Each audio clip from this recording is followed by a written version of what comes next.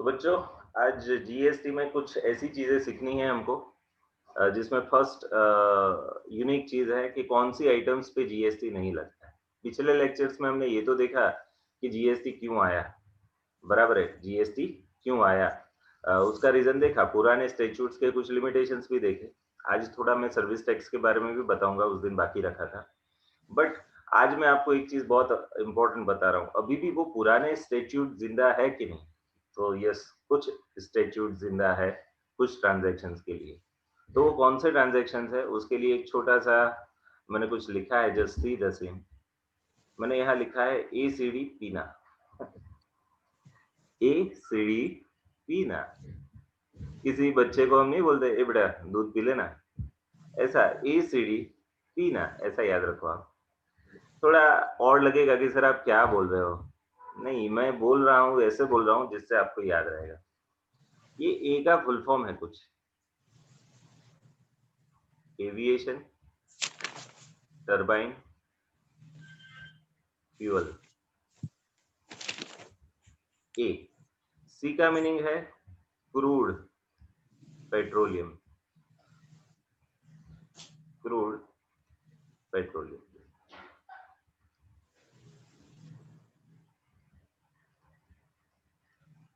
D का meaning क्या होता है, डीजल।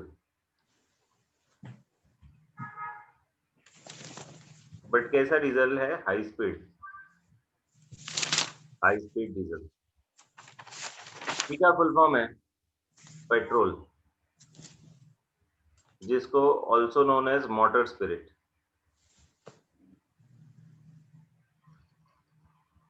ये इसका दूसरा नाम है, मोटर स्पिरिट। एंड ना का मीनिंग है natural gas.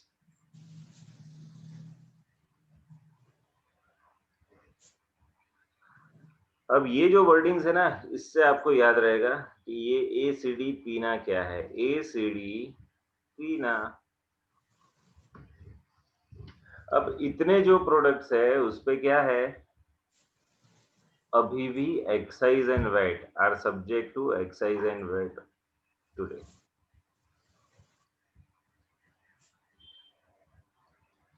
These products are subject to excise and VAT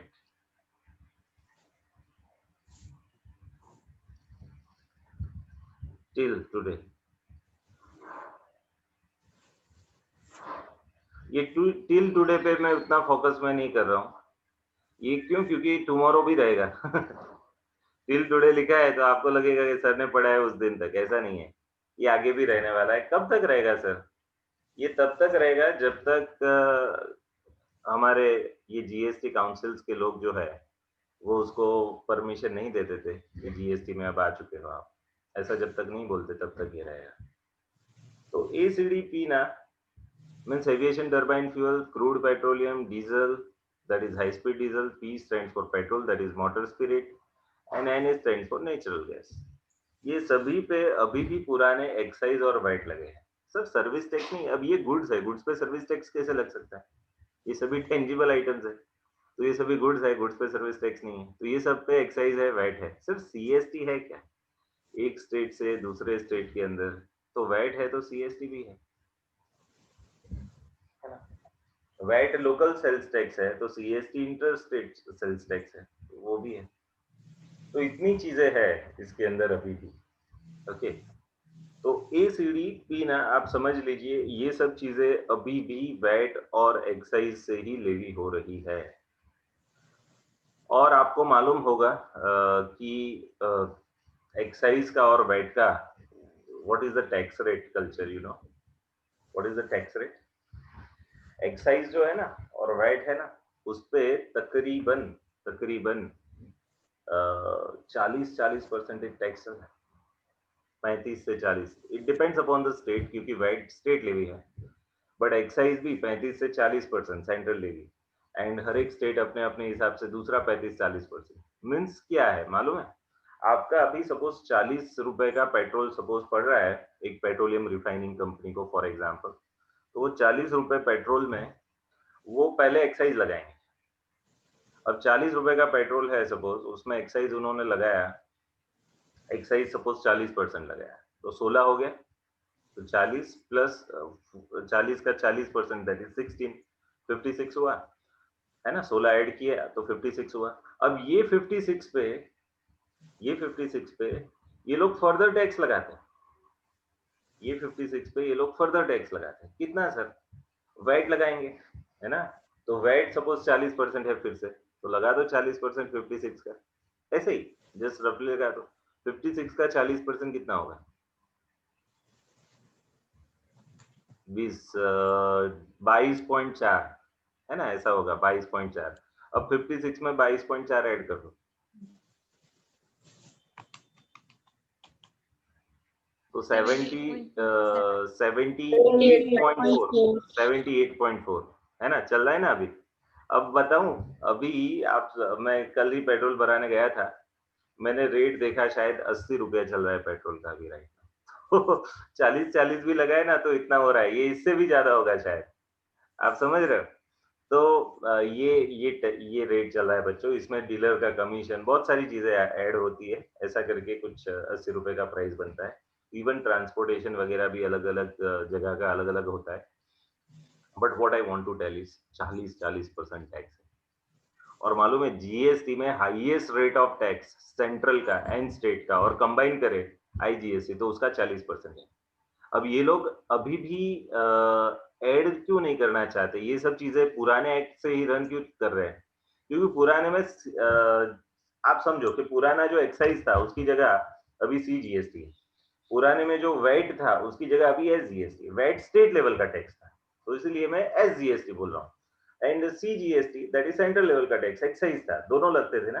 तो सीजीएसटी का हाईएस्ट रेट है 20%, एसजीएसटी का हाईएस्ट रेट है 20%, दोनों को साथ में लगा दे तो 40%, और अगर इंटर स्टेट ट्रांजेक्शन करे तो आईजीएसटी लगेगा, उसका भी हाईएस्ट रेट है 40%। उससे ज्यादा जीएसटी लगा ही नहीं सकते, लॉ में लिखा है। अब इसकी वजह से वो लोग जीएसटी में आना नहीं चाहते। क्यों? क्योंकि उनको तो सीजीएसटी भी 40% चाहिए और एसजीएसटी भी 40% चाहिए। आप समझो, are you getting? So that is why they are not joining hand together over here is this.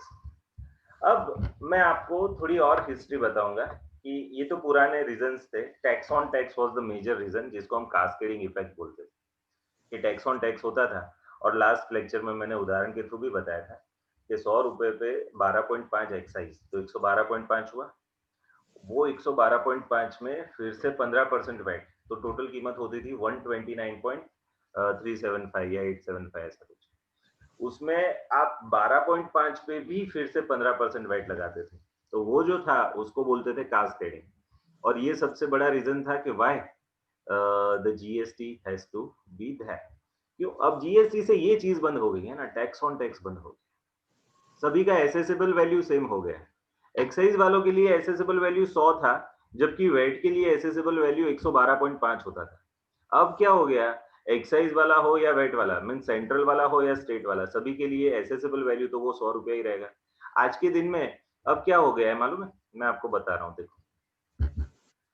पहले जो था उसकी कंपैरिजन में आज, पहले ये 100 था, 100 पे सपोज 12.5 एक्साइज था, और ये 112.5 हो जाता था उस पे 15%। 15% कितना आता था? मेरे को फिगर्स को एक बताएगा फिर से?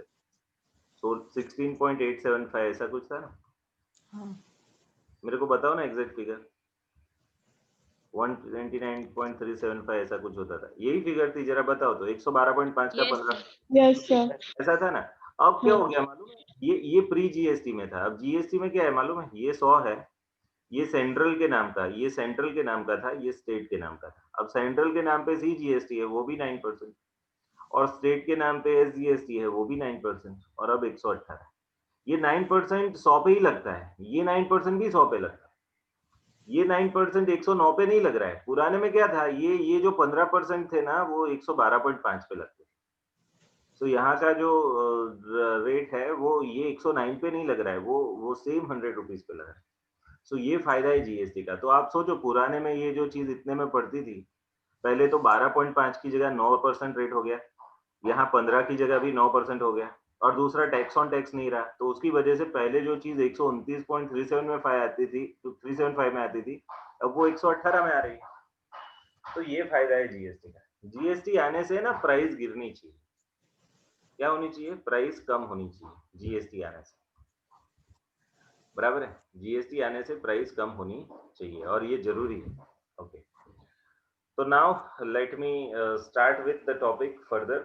तो मैंने आपको बता दिया ये 5 चीजों पे अभी भी excise and VAT and CST चल रहा है। क्यों? क्योंकि ये 5 चीजों पे स्टेट गवर्नमेंट को सबसे ज्यादा टैक्स मिल रहा है। ये सभी स्टेट लेवी में आता है ना? स्टेट इवन सेंट्रल लेवी में भी आता है ये सभी चीजों में। तो वहां उनको बहुत ज्यादा टैक्स मिल रहा है। और है ना, पेट्रोल मीन्स क्या हुआ? एट सोर्स टैक्स है। जो भी आदमी पेट्रोल बना रहा है भारत में, कौन है? Refining company. प्राइवेट 2 ही प्लेयर्स है, रिलायंस एंड क्या नाम है हमारा, एसआर। रिलायंस एंड एसआर, ये 2 प्राइवेट कंपनियां हैं, बाकी की सभी गवर्नमेंट कंपनियां हैं। तो उनको बड़ा इजी रहता है कंट्रोल करने में कि प्राइवेट के 2 ही लोग और बाकी के सब तो गवर्नमेंट खुद। तो उसकी वजह से क्या होता है कि वो लोग बड़े इजीली कंट्रोल कर पाते हैं और ये सभी पे डायरेक्ट रिस्ट्रिक्शन है। सीधा गुड्स निकलने से पहले मीन्स पूरा एकदम टैक्सेबल रहता है ये सब। अब अ, अगर ये चीज अगर प्राइवेट लोग बनाते, सपोज बहुत सारे हजारों लाखों करोड़ों लोग सपोज पेट्रोल डीजल बनाते होते, तो it would be difficult for them to catch them all. So that is why उन्होंने अभी है ना ये 5-10 लोगों पे, मीन्स 5 कंपनियां गवर्नमेंट की और 1-2 कंपनियां ये प्राइवेट, ये 7 कंपनियों को ही देखना है और वो 7 में से ही सबसे ज्यादा रेवेन्यू उनको आती है, 40-40%। इवन मैं बताऊं, अब मैं थोड़ी हिस्ट्री में जाना चाहता हूँ।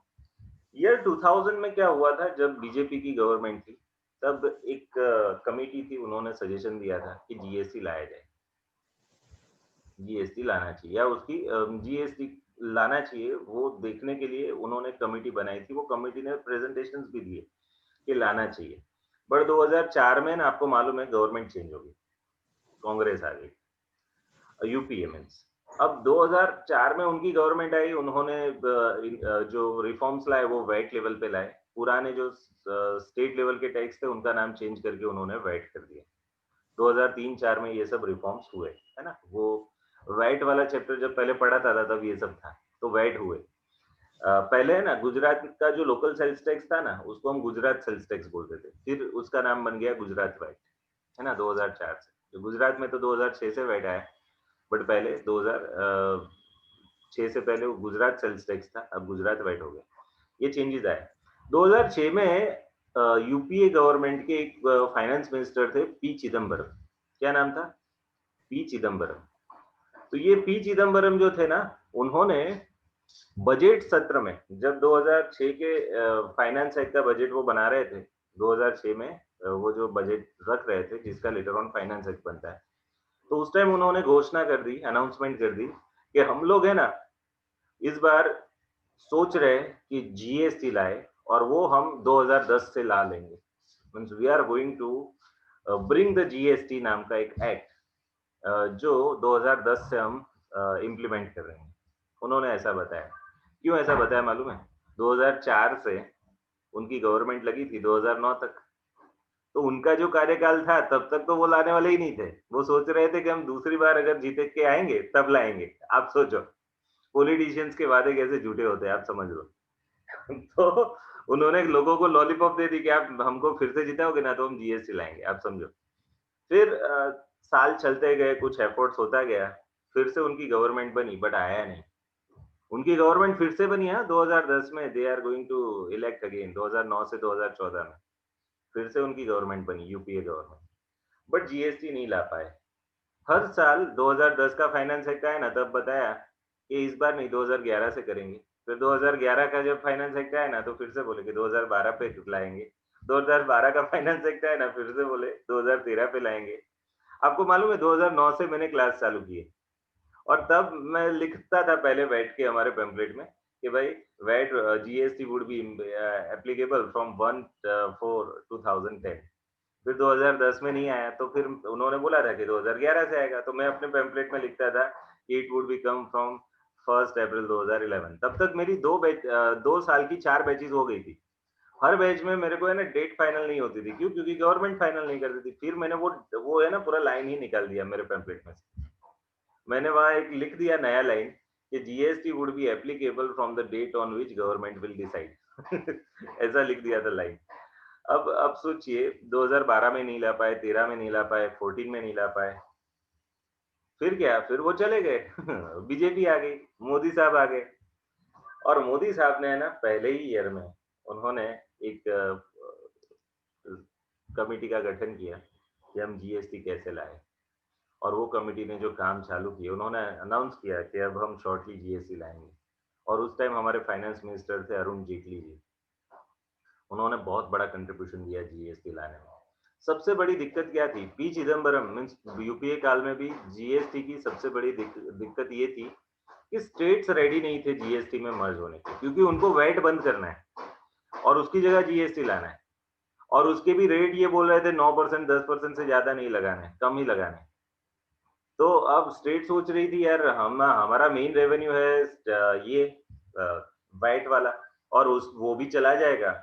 और जीएसटी उतना सक्सेसफुल नहीं हुआ तो हम तो ना घर के रहेंगे ना घाट के, गुजराती में ऐसा है ना कहावत, ना घरना ना घाटना। अब क्या करेंगे? तो वो ना बोल रहे थे। अब ना बोल रहा है कोई बंदा, तो आप उसको कन्विंस कैसे करोगे? है ना? उसको फियर है, वो फियर दूर करोगे तो वो कन्विंस होगा। अब उसका फियर था कि हमारा रेवेन्यू कम हो गया तो क्या करेंगे? है ना? यही फियर था। इन्होंने बहुत समझाया। पहले तो उनकी गवर्नमेंट बहुत जगह बनी थी, तो अपने-अपने स्टेट में जहाँ बीजेपी की गवर्नमेंट थी, वो लोगों का ना बोलने का तो कोई पर्पस ही नहीं था। तो वो सबने तो हाँ बोल दिया, बोलना ही पड़ा क्योंकि उनकी गवर्नमेंट थी। बट बाकी की गवर्नमेंट को कैसे मनाएँ? आपको मालूम है ना, कोई अच्छी चीज़ इधर करते हैं ना, सामने वाला कुछ ना कुछ बुरा ही बोलता है उसका। है ना? बुरा बोलने वाले लोग बहुत हैं, क्रिटिक बहुत है लोग। तो यही लोचा था कि बीजेपी को भी शुरू-शुरू में दिक्कतें आई, but Arun Jaitley, I am telling you, he is a great person. He was great person, I am telling you why. उसने कन्विंस किया सभी स्टेट्स को। कैसे? उन्हें सभी स्टेट को बोला कि हम जीएसटी ला रहे हैं और पहले 5 साल तक का हम गारंटी देते हैं।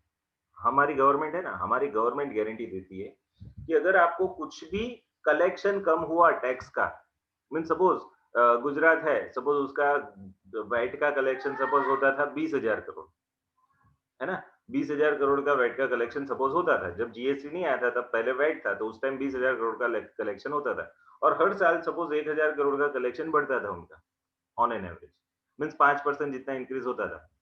अब उन्होंने क्या किया मालूम है? सभी स्टेट गवर्नमेंट को एक गारंटी दे दी। क्या मालूम? कि आपका जो 5% 7%, हम एवरेज निकालेंगे कि पिछले 5 साल का आपका स्टैटिस्टिक्स स्टडी कर लेंगे कि आपका टैक्स कितने परसेंट से बढ़ रहा है। और फिर ये जीएसटी का ईयर है ना? वहाँ से नेक्स्ट ईयर तक, मीन्स नेक्स्ट 5 साल तक हम मेंटेन करेंगे कि भाई सपोज किसी का 20,000 करोड़ है सपोज पिछले साल, और 5% उनका टैक्स बढ़ रहा है, तो 21,000 करोड़ होना चाहिए। अगर 21,000 करोड़ जीएसटी का कलेक्शन आपका नहीं हुआ पूरे साल में, तो जितना भी बैलेंस आउट है ना वो हम दे देंगे। ऐसा एक गारंटी दे दिया। अब आप सोचो, स्टेट को प्रॉब्लम जो था वो सॉल्व हो गई। उसको क्या था कि हमको स्टेट गवर्नमेंट को स्टेट चलाने में जो तकलीफ होगी मॉनेटरी लेवल की, वो टैक्सेस से हम लेते थे। अब टैक्सेस में हमको ये डर था कि पूरे रुपए आएंगे कि नहीं आएंगे, और उसमें आपने ये डर दूर कर दिया तो सभी स्टेट रेडी हो गए, एक्सेप्ट एक स्टेट, जम्मू एंड कश्मीर। आपको मालूम है 1 जुलाई 2017 पे जब जीएसटी आया ना, तब जम्मू कश्मीर में नहीं आया था। बट 7 ही दिन में वो रेडी हो गए, 8 जुलाई को वो रेडी हो गए, 8 जुलाई से जम्मू कश्मीर में भी जीएसटी लगा। बराबर है। मैं आपको बताऊंगा पूरा स्टेटिस्टिकल डेट के साथ, सभी चीजें मैं शेयर करूंगा। बट ये हुआ, और अरुण जेटली जी ने मेन काम ये किया, सभी स्टेट गवर्नमेंट्स को एक एश्योरेंस दिलाया कि ये। दूसरी बात बताऊं, सबसे बड़ी बात जीएसटी में, जीएसटी में आपको क्या लगता है कि हर साल जो बजट आता है, तो बजट सब लोग देखते हैं और पूछते हैं रेट्स क्या है, वो क्या है। आपको मालूम है जीएसटी आने के बाद ये बजट का महत्व नहीं रहा है इनडायरेक्ट टैक्सेस में। GST is basically indirect tax, उसमें बजट का महत्व ही नहीं है। क्यों? क्योंकि वो जो फाइनेंस मिनिस्टर है ना, जो बजट हर साल लाता है, वो जीएसटी में अब कुछ नहीं कर सकता। तो सर जीएसटी में फिर कौन करेगा? जीएसटी में अब सेंट्रल एंड स्टेट मिलके करेंगे जो भी करेंगे। Means finance minister is representative of the central government, तो अकेले सेंट्रल गवर्नमेंट का कुछ राइट नहीं है अब जीएसटी। अब जीएसटी में क्या है मालूम है? जीएसटी की हाईएस्ट अथॉरिटी का नाम है जीएसटी काउंसिल। सुनिएगा सब लोग, जीएसटी की जो हाईएस्ट अथॉरिटी है ना, उसका नाम है जीएसटी काउंसिल।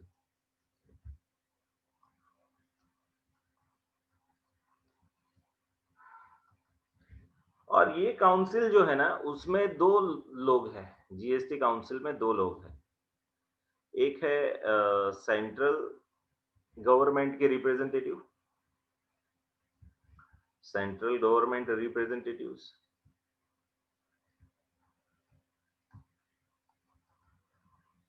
एंड दूसरे है स्टेट गवर्नमेंट रिप्रेजेंटेटिव्स।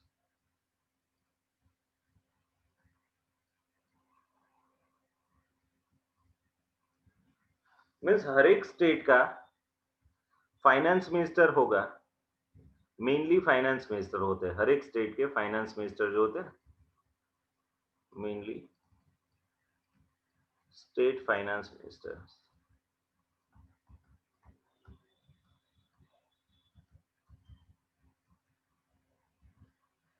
तो मेनली जो स्टेट फाइनेंस मिनिस्टर्स है ना, वही इसके रिप्रेजेंटेटिव होते हैं। और सेंट्रल गवर्नमेंट के 2 रिप्रेजेंटेटिव होते हैं, एक होता है हमारा फाइनेंस मिनिस्टर,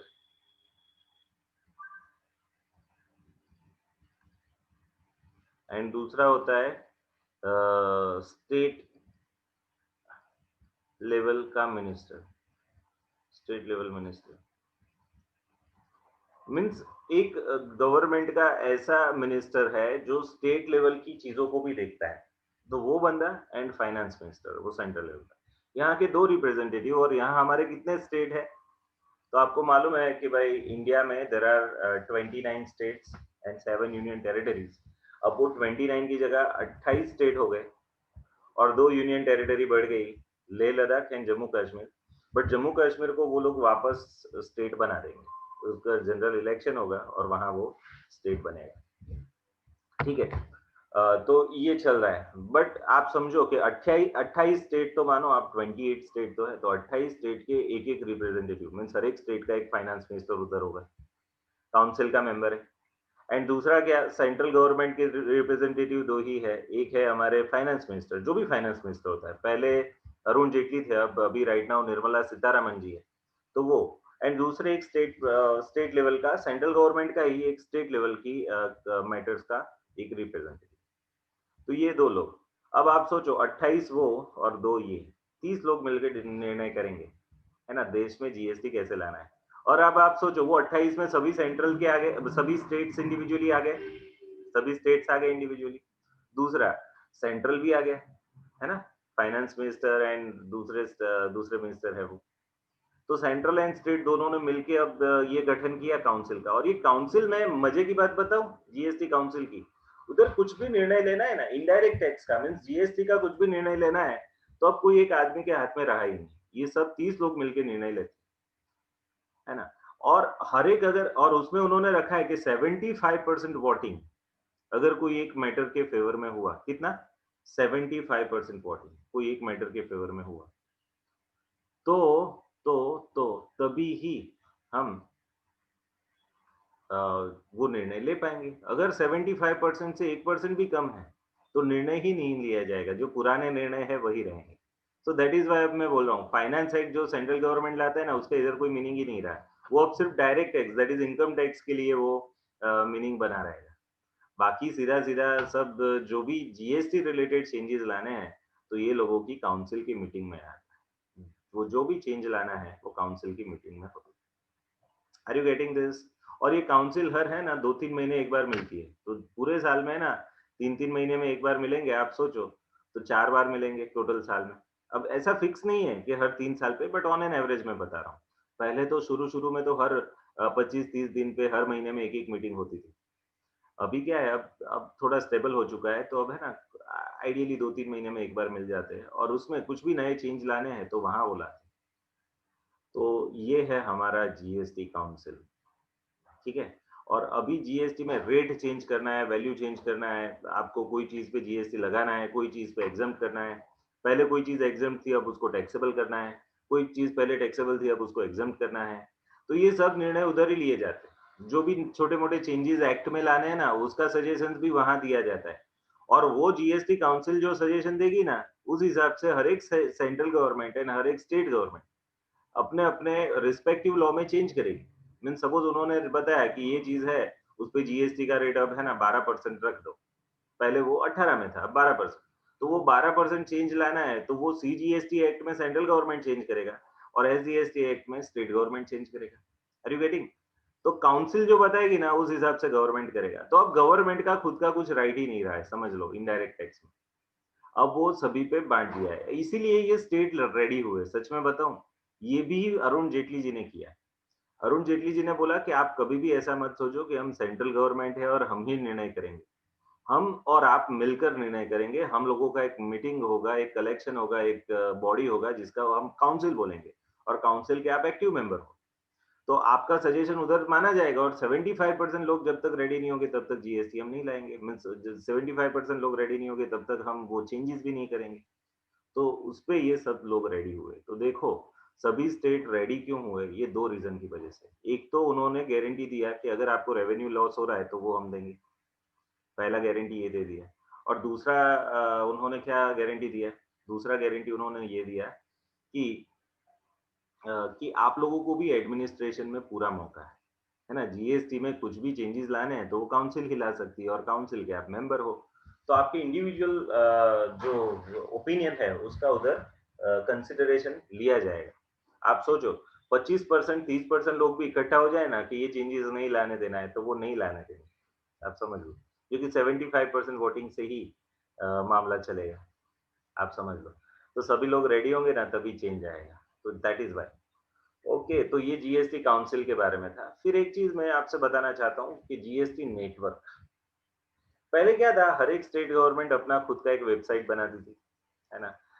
उससे पहले तो सभी वेबसाइट वेबसाइट कुछ नहीं था, तब तो सब प्रैक्टिकली होता था, है ना? गैज़ेट ऑफिस में से एक नोटिफ़िकेशन आएगा, सभी टैक्स ऑफिसेज़ पे वो भेजा जाएगा और सभी लोगों को वो भेजा जाएगा एंड फिर मेल थ्रू आता था सब, है ना? ईमेल आता था।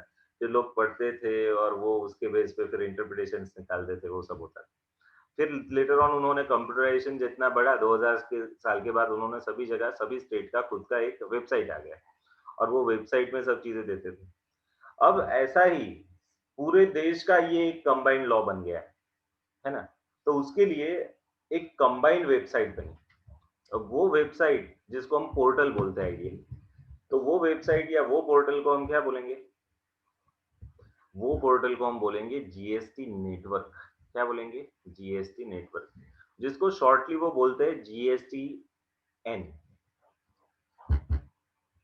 क्या बोलते हैं वो? जीएसटीएन। जीएसटीएन।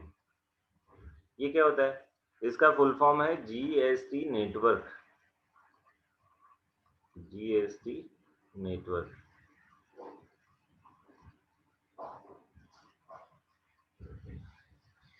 बराबर है। सर ये क्या है जीएसटी नेटवर्क? जीएसटी नेटवर्क है ना, एक वेबसाइट है। आप समझ लो, एक पोर्टल है। वहाँ जाके ही आपको जीएसटी का ए टू जेड उधर ही मिलेगा। किसी आदमी को जीएसटी में रजिस्ट्रेशन लेना है खुद का, तो वो वही साइट पे जाएगा। वहाँ एक लॉगिन आईडी पासवर्ड क्रिएट करेगा।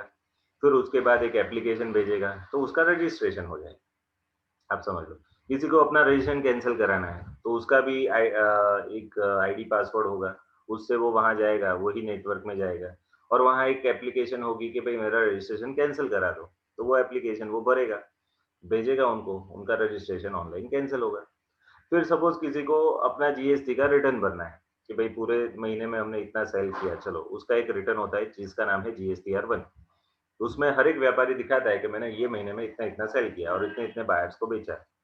तो वो मैटर वो जो भरता है, वो भी ऑनलाइन वही नेटवर्क पे जाएगा, है ना? अपने लॉगिन आईडी पासवर्ड से और फिर वहाँ वो लिखेगा कि मैंने ये महीने में इतने-इतने ट्रांज़ैक्शंस किए, ठीक है?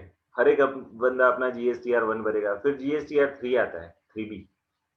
उसमें नेट टैक्स पेएबल वगैरह आता है और फिर वहाँ आप पूरे महीने का समरी दिखाते हो कि हमारा इतना सेल हुआ, उस पे इतना टैक्स पेएबल है, हमने पूरे महीने में इतना परचेज़ किया, उस पे मेरे को इतना क्रेडिट मिला, ये टैक्स पेएबल माइनस इतना क्रेडिट, अब बाकी का कैश से भरना है। तो वो कैश से भी भर देंगे और उसका भी रिसीप्ट नंबर वहाँ लिखेंगे, है ना?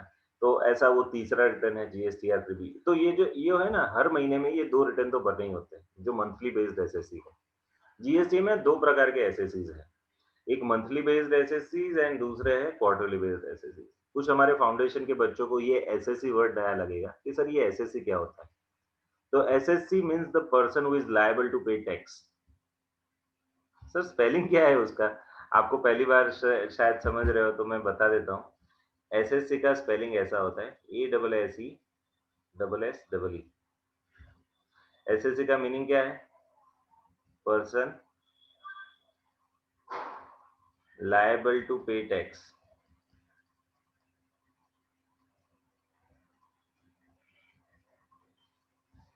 बराबर है। जिस बंदे को टैक्स पे करना है वो बंदे को एसएससी बोलते हैं। सर टैक्स तो दो प्रकार के होते हैं ना, डायरेक्ट टैक्स और इनडायरेक्ट टैक्स। तो डायरेक्ट टैक्स में भी जो person liable to pay tax है उसको भी एसएससी बोलते हैं, और इनडायरेक्ट टैक्स में भी जो इनडायरेक्ट टैक्स भरने के लिए लायबल है उसको एसएससी बोलते हैं। आप समझ लो, एसएससी मीन सेम। अब हस्बैंड शब्द है जैसा सेम है ना, आप उसको पति बोलो गुजराती में, है ना, या इंग्लिश में हस्बैंड बोलो, वो सेम रहता है। सिमिलरली एसएससी वर्ड आप सेंट्रल लेवल के टैक्स या स्टेट लेवल के टैक्स या फिर डायरेक्ट टैक्स या इनडायरेक्ट टैक्स या पूरे वर्ल्ड में कहीं भी आप यूज करो, ये एसएससी वर्ड का मीनिंग सेम है। Person who is liable to pay tax उसको एसएससी बोलते हैं। ठीक है, तो देखो जीएसटी में मैं आपको बता रहा था कि काउंसिल है, फिर नेटवर्क है। अब नेटवर्क में क्या होता है कि पहले तो आप रजिस्ट्रेशन करा सकते हो, दूसरा आप ये रिटर्न भर सकते हो। अब रिटर्न के बारे में मैं समझा रहा था कि भाई आपको हर महीने सेल्स जो आपने किया उसका एक रिटर्न भरना है जिसको जीएसटीआर 1 बोलते हैं। फिर जीएसटीआर 2 एक चीज है बट लेटर ऑन एक्सप्लेन करूंगा, जो अभी उतना एप्लीकेबल नहीं है। जीएसटीआर 3 भी है, वो मेन चीज है। उसमें आप है ना मंथली समरी बताते हो, बराबर है। मंथली समरी कि हमने इतना सेल किया उस पर इतना टैक्स, हमने इतना परचेज किया उस पर हमने इतना टैक्स भरा है। ये सेल्स पे सपोज 100 रुपए का टैक्स भरना है और परचेज पे सपोज 80 का टैक्स भरा है, तो 100 में से ये 80 हटा के अब बाकी का 20 रुपया कैश से भरना है। तो उसके लिए आपका एक कैश लेजर होता है, इलेक्ट्रॉनिक कैश लेजर।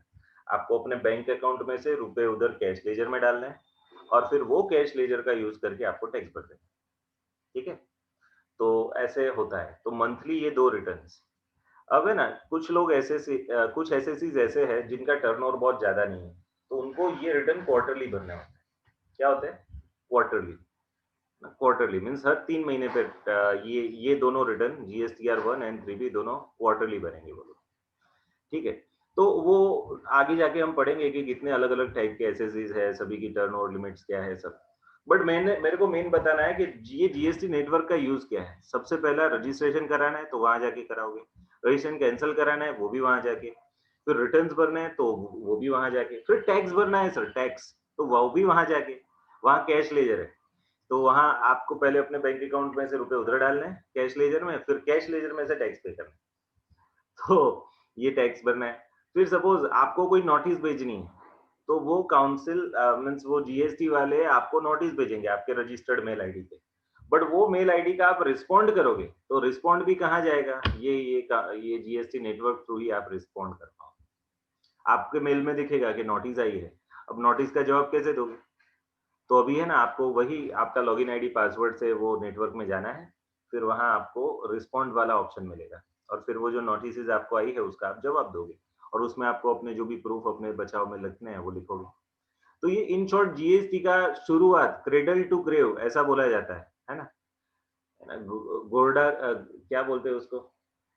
घोड़ियू, घोड़ियू गुजराती में है ना, क्रेडल का मीनिंग होता है घोड़ियू एंड ग्रेव का मीनिंग क्या होता है?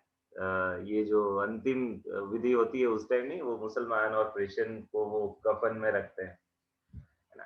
तो क्रेडल टू ग्रेव ऐसा बोला जाता है। वो ए टू जेड जीएसटी का जो है ना, वो इधर से, कहाँ से? जीएसटी नेटवर्क से।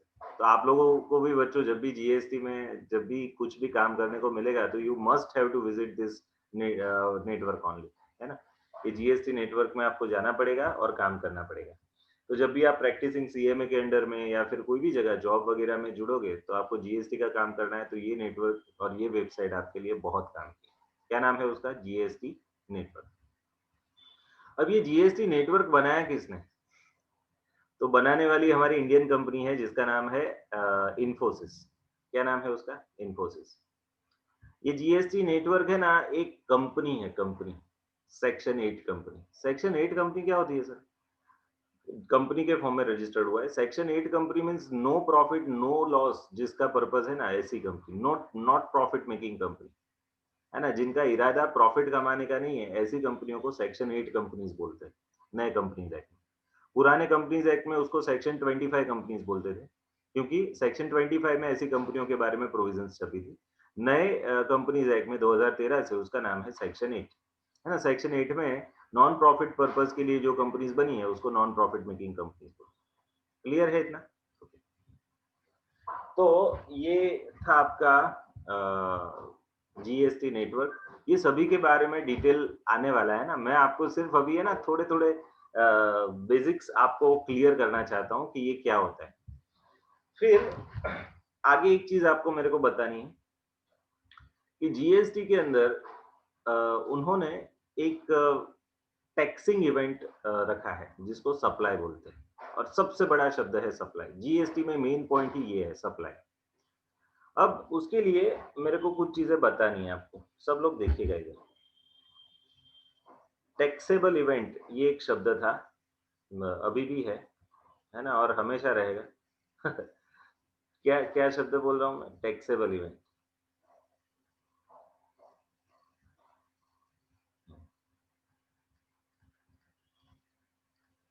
टैक्सेबल इवेंट मीन्स ये घटना बनेगी तो टैक्स भरना है आपको, अगर ये घटना नहीं बनी तो टैक्स नहीं भरना है।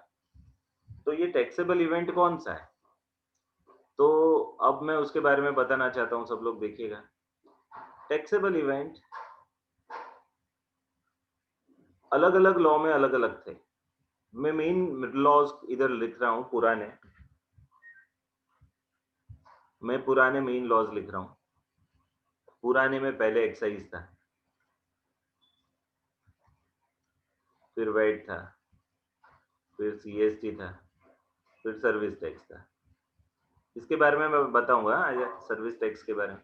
ओके। एंड अब उसकी जगह ये जीएसटी आ गया है, तो जीएसटी अब सभी में टैक्सिंग इवेंट में या टैक्सेबल इवेंट में क्या फर्क है वो मैं बताना चाहता हूँ।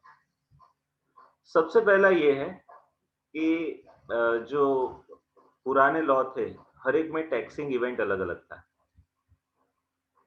है ना? कौन सा टैक्सिंग इवेंट था? तो एक्साइज था ना, उसके अंदर मैन्युफैक्चर था। मीन्स जैसे ही आपने गुड्स बनाया, रॉ मटेरियल में से फिनिश गुड्स बनाया, आप पर टैक्स लगेगा, टैक्स भरने की जवाबदारी खड़ी होगी। तो manufacture was the taxing event. फिर वैट था, उसमें टैक्सिंग इवेंट था intra state sales. Intra state sales means within state अगर सेल्स हो गया आपसे, तो वो आपका टैक्सिंग इवेंट है वैट के लिए। सीएसटी के लिए टैक्सिंग इवेंट क्या था? Inter state sales. ये टैक्सिंग इवेंट था, मीन्स एक स्टेट से दूसरे स्टेट के बीच में जब सेल हो रहा है, और उसमें जब आप स्टेट क्रॉस कर रहे हो, एक स्टेट से दूसरे स्टेट में गुड्स ले जा रहे हो, तो that was the taxing event. फिर सर्विस टैक्स में टैक्सिंग इवेंट था provision of services. Provision of services, provision का मीनिंग होता है प्रोवाइड करना, प्रोवाइड करना। तो प्रोविजन ऑफ सर्विसेज।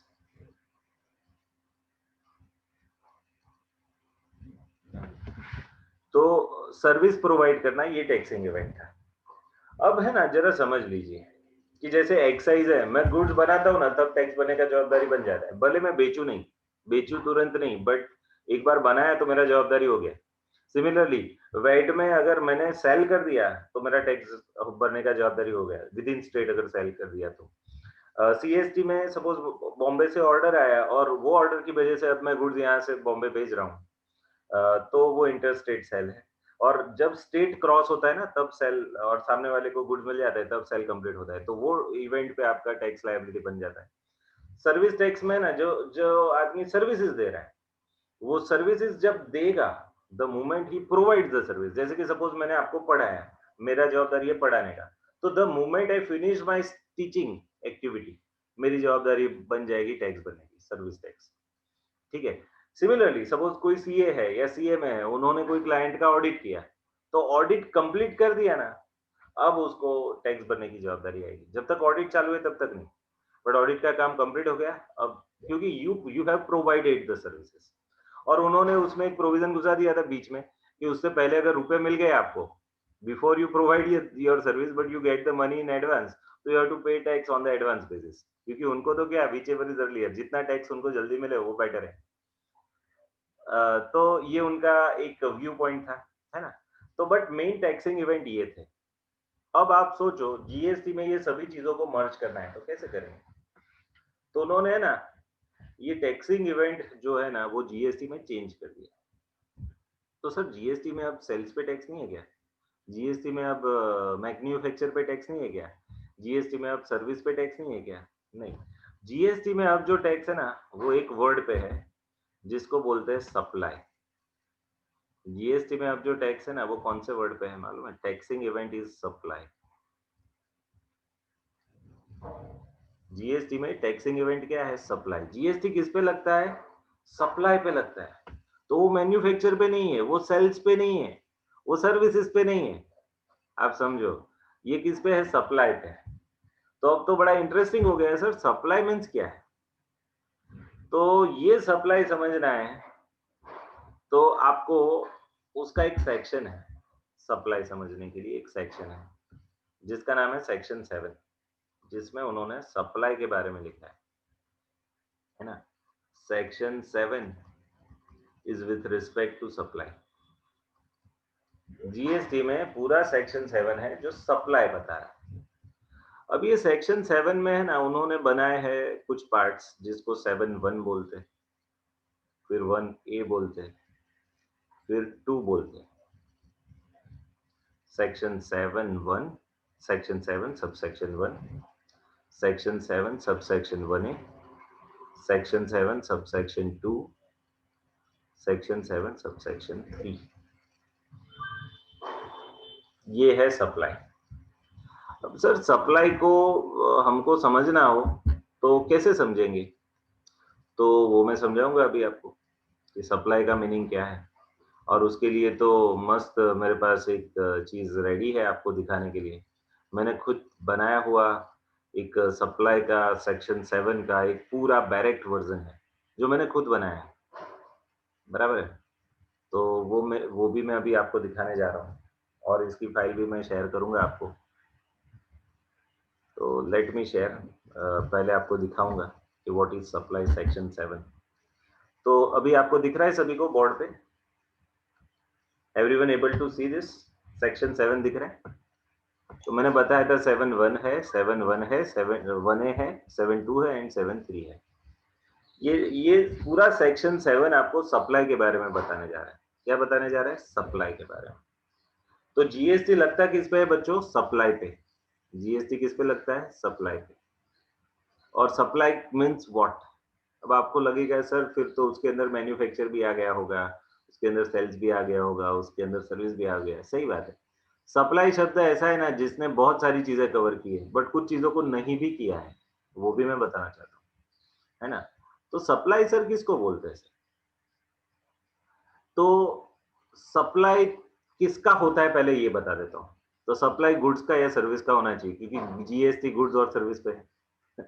तो सप्लाई किसका है? गुड्स एंड सर्विस का। बट सर सप्लाई मीन्स कैसे किया कैसे जाता है? जैसे कि सपोज मेरे स्क्रीन पे अभी मेरे बाजू में अक्षिता दिख रही है, तो मैंने ये गुड्स इधर बाजू में अक्षिता को दिए, तो अक्षिता को मिले, वो सप्लाई। क्या सप्लाई का मीनिंग क्या है? या फिर मैंने सर दिए, उसका मीनिंग ये पेन मैंने उसको दी यूज करने के लिए, तो यूज करने के लिए दिया उसको भी सप्लाई बोलते हैं? नहीं, उन्होंने है ना कुछ शब्द फिक्स किए हैं कि supply includes all form of supply. Supply includes all form of supply such as करके उन्होंने ना 8 नाम लिए हैं कि इतना इतना करते हैं ना तो उसको सप्लाई बोलते हैं। सर वो 8 नाम क्या है? तो वो 8 नाम मैं आपको बताना चाहता हूँ बट कहाँ बताऊंगा, तो बता रहा हूँ देखो। तो supply includes all form of supply such as. अब वो मैं आपको दिखाने जा रहा हूँ इधर, ये 7(1) में। तो सब लोग देखिएगा, उसमें ये वर्डिंग्स है।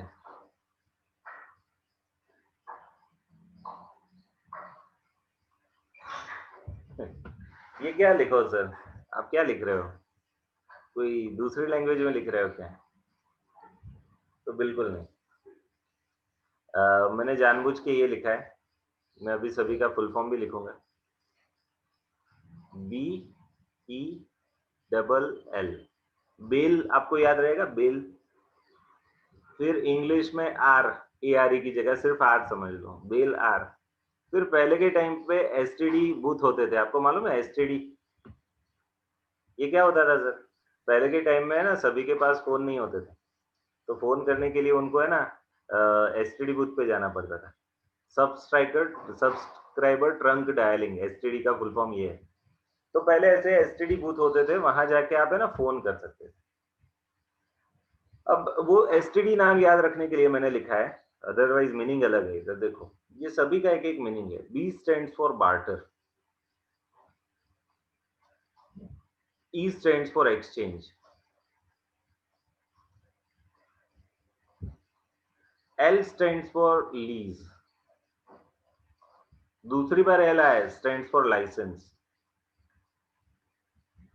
Are stands for rental, S stands for sale, T stands for transfer, and D stands for disposal.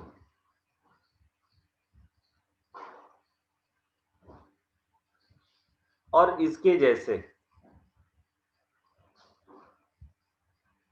Such as करके लिखा है, such as means supply includes all form of supply such as.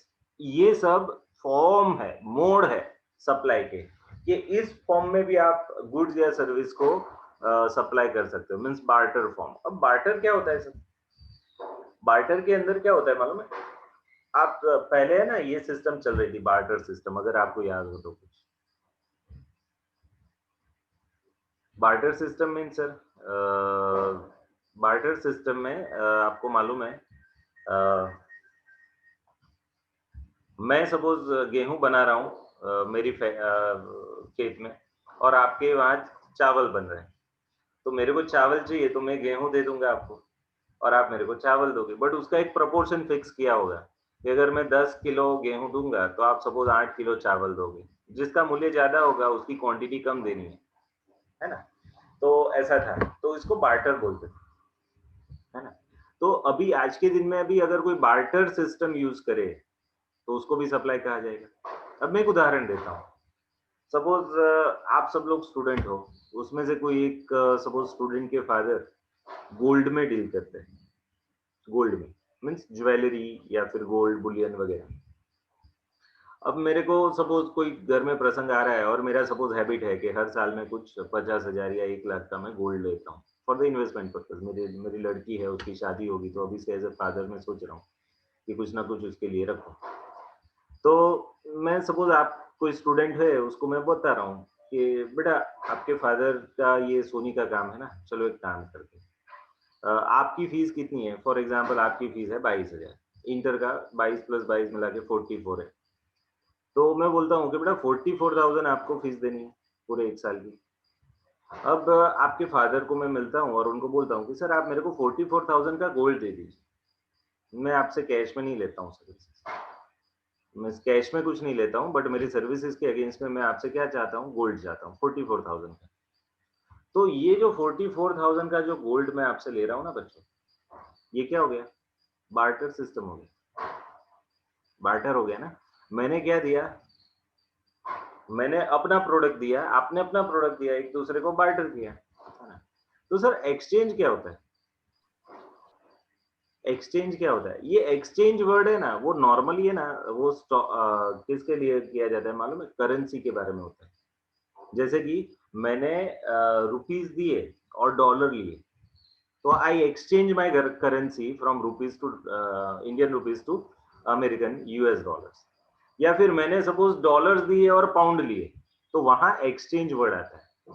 तो ये exchange कोई कर रहा है और उसका भी कोई वैल्यू है। सर उसका क्या वैल्यू होता है? अब सपोज मैंने 1 लाख रुपए दिए, तो सामने वो 1 लाख रुपए के डॉलर देता है, ऐसा नहीं है, उसका कमीशन भी वो देता है ना? फॉरेन एक्सचेंज में जो डील करने वाले लोग हैं ना, अपने अपने कमीशन चार्ज करते हैं, अपने अपने कमीशन, है ना? ऐसा है, सस्ते में नहीं देगा। मार्केट में सपोज $1 अभी 80 रुपए में चल रहा है, बट आप बाय करोगे ना तो आपको 82 में मिलेगा। क्यों सर? 80 चल रहा है, 82 में क्यों? वो 2 रुपया उसका कमीशन। तो वो जो 2 रुपया उसको मिला ना, वो एक्सचेंज की वजह से मिला, तो वो भी, उसको भी सप्लाई बोला जाएगा। तो बार्टर एक्सचेंज। तीसरा शब्द है लीज। अब लीज क्या होता है सर? लीज का सिंपल मीनिंग है भाड़े पे देना, है ना, रेंट पे देना। तो सपोज मेरे पास कोई प्रॉपर्टी है, मैंने आपको लीज पे दे दी, कि सपोज 10 साल के लिए आप यूज करो, 10 साल के लिए लीज। तो ये जो लीज पे देना है ना, इवन मशीन भी दिया जा सकता है लीज पे, कुछ भी जो प्रॉपर्टी टेंजिबल होनी चाहिए, वो मूवेबल भी हो सकती है, इमूवेबल भी हो सकती है। राइट टू यूज आप देते हो ना, उसी को लीज बोलते हैं। बट है ना, लीज अगर अकाउंटिंग के एंगल से पढ़ोगे, तो लीज के दो प्रकार होते हैं, finance lease and operating lease. No doubt accounting के मास्टर ब्लास्टर है हमारे दो सर अलग, वो पढ़ाएंगे आपको लीज के बारे में, शायद आपको कोर्स में भी होगा। बट मैं थोड़ा थोड़ा बता देता हूँ जीएसटी एंगल से। वैसे हर एक आदमी अपने अपने सब्जेक्ट का मास्टर है, बट है ना, हर एक आदमी ने सभी सब्जेक्ट पढ़े हैं, वो भी आपको मैं बता देता हूँ। हम लोग ऐसे ही सीए में नहीं हुए हैं, हमने भी 16 सब्जेक्ट पढ़े हैं, उसमें सपोज अकाउंट आता था तो वो भी हमने क्रैक किया हुआ है।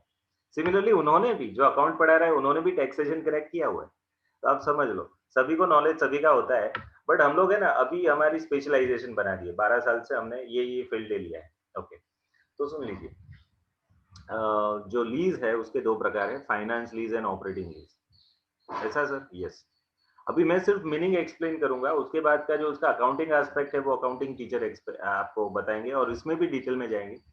बट फाइनेंस लीज में ऐसा होता है कि आपकी जो एसेट की यूजफुल लाइफ है ना, वो यूजफुल लाइफ के मेजोरिटी ईयर्स के लिए वो एसेट आपको दे दी जाती है भाड़े में। मीन सपोज मैंने एक कार परचेज की फॉर एग्जांपल, या फिर एक बस परचेज की।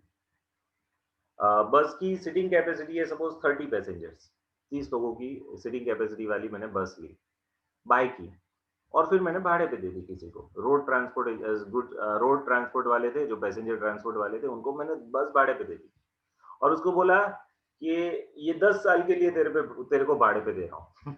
10 साल के लिए बस भाड़े पे, हर महीने का किराया है, सपोज डे वन से किराया शुरू हुआ है 30,000 रुपीज, पहले महीने का, है ना, पहले साल 30,000, फिर दूसरे साल कितना, तो 35,000 हर महीने का, तीसरे साल कितना, तो हर महीने का 40,000, हर साल 5-5 हजार रुपया पर मंथ बढ़ जाता है उसका किराया, है ना। ऐसा करके 10 साल के लिए पहले से एग्रीमेंट में लिख के दिया। अब बस की कोई भी ये जो व्हीकल होता है ना, उसका 10 साल का ही यूजफुल लाइफ होता है, मैंने 10 साल के लिए भाड़े पे दे दिया उसको, तो अब मैंने उसको एंटायर लाइफ के लिए भाड़े पे दे दिया, ऐसा ही माना जाएगा ना। वैसे 10 साल के बाद भी वो चलेगा, बट वो तो एक्स्ट्रा लाइफ है ना। 10 साल उसकी मेन यूजफुल लाइफ है, फिर खर्चे बहुत होंगे उस पर, बट 10 साल तक तो चलेगा, तो 10 साल तक दे दिया, बोलो एंटायर यूजफुल लाइफ है गिवन। तो ये फाइनेंस लीज है। इसको एक प्रकार से सेल ही बोला जाता है। वो सेल की अपनी जो कीमत है ना, वो किस्तों में दे रहा है, हर महीने के रेंट के तौर पे, आप समझ लो, छोटे छोटे पार्ट में वो दे रहा है। अदरवाइज ये एक प्रकार से सेल ही हो गया। तो फाइनेंस लीज को है ना, वो एक प्रकार से सेल ही मानते हैं। इवन मालूम है, फाइनेंस लीज में जो बंदे ने ट्रक या बस ऐसे भाड़े पे दे दी ना जिसको, तो भाड़े पे देने वाला, he is not claiming the depreciation of that बस नाउ। वो अब उस पर डेप्रिसिएशन कौन क्लेम करेगा मालूम है? जो भाड़े पे लेने वाला है ना, वो बंदा, क्योंकि एंटायर लाइफ के लिए ले लिया है ना। तो भले ऑनरशिप में मेरा नाम रहेगा, बस बस के जो बुक, उसका जो क्या बोलते हैं, आरसी बुक या वो जो है ना, उस पे मेरा नाम रहेगा, बट अल्टीमेटली तो आप ही भुगत रहे हो, उसका रिस्क भी आप पे। वो बस को कुछ नुकसान हुआ तो उसको रिपेयर करने का जवाबदारी आपका, मेरा नहीं, है ना। तो ये है फाइनेंस लीज। फाइनेंस लीज ऐसा है, एक प्रकार से आपने किसी को ऑनरशिप ही, सिर्फ नाम नहीं दिया, बाकी का सब कुछ राइट दे दिया, है ना। ऑनरशिप अपने पास रखी, बाकी का सब कुछ उसके पास है। तो डेप्रिसिएशन भी वो क्लेम करेगा, उसको कुछ नुकसान हुआ वो भी वही भुगतेगा। तो इसको हम क्या बोलते हैं? ये चीज को हम फाइनेंस लीज बोलते हैं। तो सर ऑपरेटिंग लीज क्या होता है? ऑपरेटिंग लीज में आप एंटायर लाइफ के लिए नहीं देते हैं। आप है ना, सपोज कुछ 10-20 दिनों के लिए बस देते हो भाड़े पे, या फिर एक ट्रिप के लिए बस भाड़े पे देते हो, या फिर कुछ 2-3 महीनों के लिए, 2-3 साल के लिए देते हो, बट एंटायर लाइफ नहीं देते हो। आप समझ लो। तो जो फाइनेंस लीज नहीं है, वो है ऑपरेटिंग लीज। एंटायर लाइफ के लिए नहीं दिया जाता, कुछ टाइम के लिए दिया जाता है, उसको हम क्या देते हैं, तो बोलते हैं ऑपरेटिंग लीज। तो लीज पे किसी को कुछ देना, वो भी एक प्रकार से सप्लाई माना जाता है। क्या माना जाता है? सप्लाई। ठीक है, तो सप्लाई की लैंग्वेज में लीज भी आ गया। मीन्स आप जो रेंट पे दे रहे हो ना वो चीजें, वो सभी अब जीएसटी में आ गई, उसको सप्लाई माना जाता है ना? पहले उसको सर्विस बोलते थे, है ना? भाड़े पे देना, it is to be treated as a service. अभी भी उसको सर्विस ही बोलते हैं, बट उसको सप्लाई बोलते हैं, है ना? सप्लाई स स सर्विस इसका सप्लाई, है ना? It is a supply of service. चलो आगे, तो लीज़ हो गया, फिर लाइसेंस वर्ड है। सर ये क्या होता है सर? लाइसेंस का मीनिंग होता है राइट टू यूज़। क्या मीनिंग होता है? Right to use. किसी को लाइसेंस देते हैं हम कोई चीज़ यूज़ करने का, तो it is a right to use. Sir आप ये हम ड्राइविंग लाइसेंस नहीं, वो अलग लाइसेंस है, इसकी बात नहीं है। Driving licence is for different reasons. मैं जब लाइसेंस की बात कर रहा हूँ, तो सपोज़ गवर्नमेंट ने आपको कुछ जगह का लाइसेंस दिया कि ये जगह आप यूज़ करो। We have given a licence, और लाइसेंस होता है ना, तो टर्म्स कंडीशन होती है। अब वो लाइसेंस दिया और फिर अब वो मैं जगह यूज़ करूँगा, है ना? उसके पर्पसेस डिफाइन होंगे, उन्होंने कहा नियम बनाए होंगे, वो नियम हमको फॉलो करने हैं। तो ऐसे लाइसेंस पे हमको कुछ चीज़ें मिलती है, बराबर है, गवर्नमेंट की या कोई भी प्राइवेट आदमी की भी कोई चीज़ हमको वो उसका लाइसेंस देता है, राइट टू यूज़ बस। तो उसको भी सप्लाई माना जाता है। तो क्या है, ये इसलिए बनाया ये सब उन्होंने शब्द कि लोग फिर क्या करेंगे, है ना, नाम बदल देंगे कि मैं ये कर रहा हूँ ना, उसको सेल नहीं बोलते, है ना? बट उसको लाइसेंस बोलते हैं, मैंने तो लाइसेंस दिया, तो लाइसेंस को भी हम सप्लाई मानते हैं भाई। उन्होंने क्या किया है कि लोग जिस नाम से ट्रांज़ैक्शंस करते थे ना, वो सभी नामों को सप्लाई की डेफिनिशन में डाल दिया है।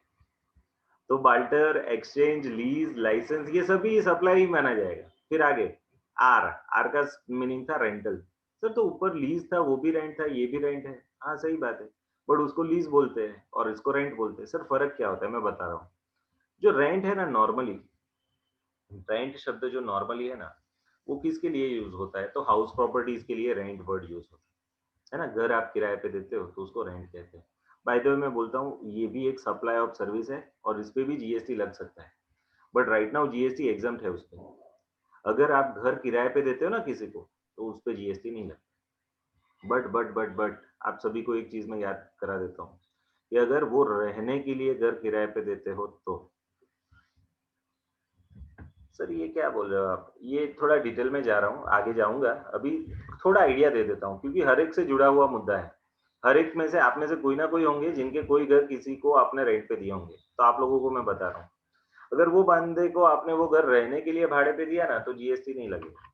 वो रेंट पे सिर्फ इनकम टैक्स लगेगा, बट जीएसटी नहीं लगेगा। बट सपोज़ आपने वो घर किसी को किराए पे दिया और बिज़नेस करने के लिए, वो घर का यूज़ बिज़नेस के लिए कर रहा है। ऐसा सर यस, उदाहरण दो ना। अब मैं मेरे ही घर का उदाहरण देता हूँ। मेरा घर है, मेरे घर पे पूरा ग्राउंड फ्लोर है, एक 3 रूम किचन का। मैंने एक आदमी को भाड़े पे दे दिया और वो वहाँ से बिज़नेस कर रहा है अपना, बिज़नेस कर रहा है ना? हमारा जो रेंट एग्रीमेंट है वो भी बिज़नेस पर्पज़ है, ठीक है? कि मैंने बिज़नेस पर्पज़ पे उसको भाड़े पे दिया है। तो अब इस पे जीएसटी लगेगा। ऐसा सर यस, इस पे जीएसटी लग सकता है, बट जीएसटी लगने के लिए टर्नओवर 20 लाख से ऊपर का होना ज़रूरी है, सर्विसेज़ का। तो अभी मेरे को 20 लाख रेंट नहीं मिल रहा है, आप समझ लो। मंथली कुछ थाउज़ेंड्स मिल रहे हैं। अब उसको मैं ईयरली कन्वर्ट करूँगा तो मैक्सिमम 1-2 लाख के बीच में रहेगा, है ना? 20 लाख नहीं हो रहा है, इसलिए जीएसटी नहीं। बट ये चीज़ को सप्लाई बोल सकते हैं, जीएसटी में इसको सप्लाई बोल सकते हैं। कि आपने घर किराए पे दिया ना भाड़े पे, है ना? वो उसको आप सप्लाई बोलोगे। क्यों? क्योंकि ये सप्लाई आपने किया है other than for stay out purpose. Residential के अलावा के पर्पस के लिए दिया है। वैसे रेसिडेंशियल के लिए भी दिया, उसको भी सर्विस तो बोलेंगे, सप्लाई तो बोलेंगे, बट वो supply right now exempt supply है। उन्होंने एक सेक्शन बनाया है, सेक्शन 11, उसमें उन्होंने एक नोटिफिकेशन थ्रू कुछ सर्विसेज को एग्जम्प्ट किया है। उसमें ये रेसिडेंशियल पर्पस के लिए घर आप भाड़े पे देते हो तो उस पे जीएसटी नहीं लगता है, ऐसा उन्होंने लिखा है। ठीक है? तो ये रेंट, तो आप कोई भी चीज़ रेंट पे दे दो। सर रेंट एंड लीज़ में फ़र्क क्या होता है? नॉर्मली रेंट है ना शॉर्ट टर्म पीरियड का होता है, लीज़ है ना नॉर्मली लॉन्ग टर्म पीरियड का होता है। 2-3 साल का जो आप एग्रीमेंट करते हो ना, तो नॉर्मली उसको लीज़ बोलते हैं। 1 साल का जो होता है ना, हम घर किराए पे 11 महीनों के लिए ही देते हैं, आपको मालूम है? हमारा एग्रीमेंट 11 महीने के बाद फिर से करते हैं हम। तो इसीलिए उसको रेंट बोला जाता है, रेंट एग्रीमेंट। बट सपोज़ हमने अपना घर किसी को 5 साल के लिए भाड़े पे दे दिया, तो फिर वहाँ लीज़ एग्रीमेंट होगा, आप समझ लो। तो ये टर्म्स के हिसाब से सब चीज़ें चेंज, नाम बदलते हैं, अदरवाइज़ सबका नेचर तो एक ही है, भाड़े पे देना।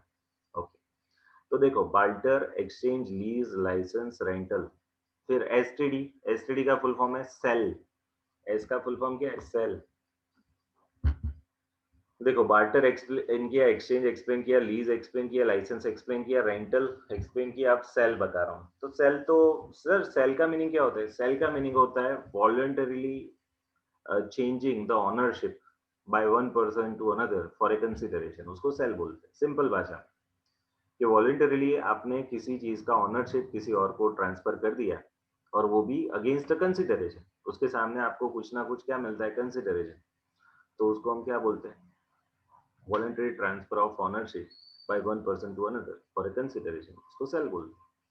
तो नॉर्मली सेल्स पे पहले भी टैक्स थे, है ना? पहले एक्साइज था, वो भी एक्साइज प्रोडक्शन पे टैक्स था, बट वो लगता था कब? जब आप सेल करते थे तब। मीन्स एक बार एप्लीकेबल हो जाता था, मीन्स लेवी हो जाता था प्रोडक्शन के टाइम पे, बट कलेक्शन करने का राइट जनरेट होता था गवर्नमेंट का the moment you are doing selling. In the same way VAT कब लगता था? जब आप सेल करो लोकली तब। तो सेल करने में भी ओनरशिप ट्रांसफर होनी चाहिए। सिमिलरली सीएसटी कब लगता था? तो वो भी इंटर स्टेट सेल होता था तब, तो वहां भी ओनरशिप ट्रांसफर होना चाहिए। सर ऑनरशिप ट्रांसफर कैसे करते हैं सर? तो उसके लिए आप लोग पढ़ के बैठे हो, फाउंडेशन और बीकॉम वाले बच्चे। फाउंडेशन वाले इंडियन कॉन्ट्रैक्ट एक्ट पढ़ के बैठे हो, and sale of goods act पढ़ के बैठे हो। बीकॉम वाले भी ये सब चीजें पढ़ के बैठे हैं। तो वहां आपने पढ़ा ही है कि सेल कब ट्रांसफर होता है। तो जो जब risk in the property is transferred, है ना, वो प्रॉपर्टी का ऑनरशिप जब सामने वाले को ट्रांसफर होता है, ऑनरशिप ट्रांसफर होना मीन्स रिस्क ट्रांसफर होना। अब ये चीज को कुछ भी हुआ तो तेरी जवाबदारी। सर वो कैसे करते हैं? बिल बनाते हो आप, है ना, इनवॉइस बनाते हो, या फिर आपको मालूम है एग्रीमेंट तो ओरल भी होते हैं, है ना, बोल के भी आप कोई चीज का सेल कर लेते हो, है ना, लिख के भी करते हो। तो राइटिंग में लिख के या फिर मुंह से बोल के, है ना, या फिर मेल भेज के, या कुछ भी मीन्स कुछ एक प्रूफ क्रिएट करोगे कि जिससे आप बता पाओगे ये सेल हो गया, है ना। तो सेल ऐसे होता है। ओके। तो सेल का मीनिंग तो आप सभी को मालूम है, तो उसमें मैं बहुत नहीं जाता हूँ। आगे एक शब्द पे आता हूँ, ट्रांसफर। ये ट्रांसफर करना मीन्स क्या करना सर? ट्रांसफर का मीनिंग होता है चेंज करना। अब सपोज ये मेरे पास पेन थी, मैंने मानव को दे दी, तो आई ट्रांसफर माई पेन। ठीक है सर, इसमें ऑनरशिप ट्रांसफर हुई। अब ऑनरशिप के लिए जरूरी नहीं कि पेन ट्रांसफर करो तो ऑनरशिप ट्रांसफर होती है।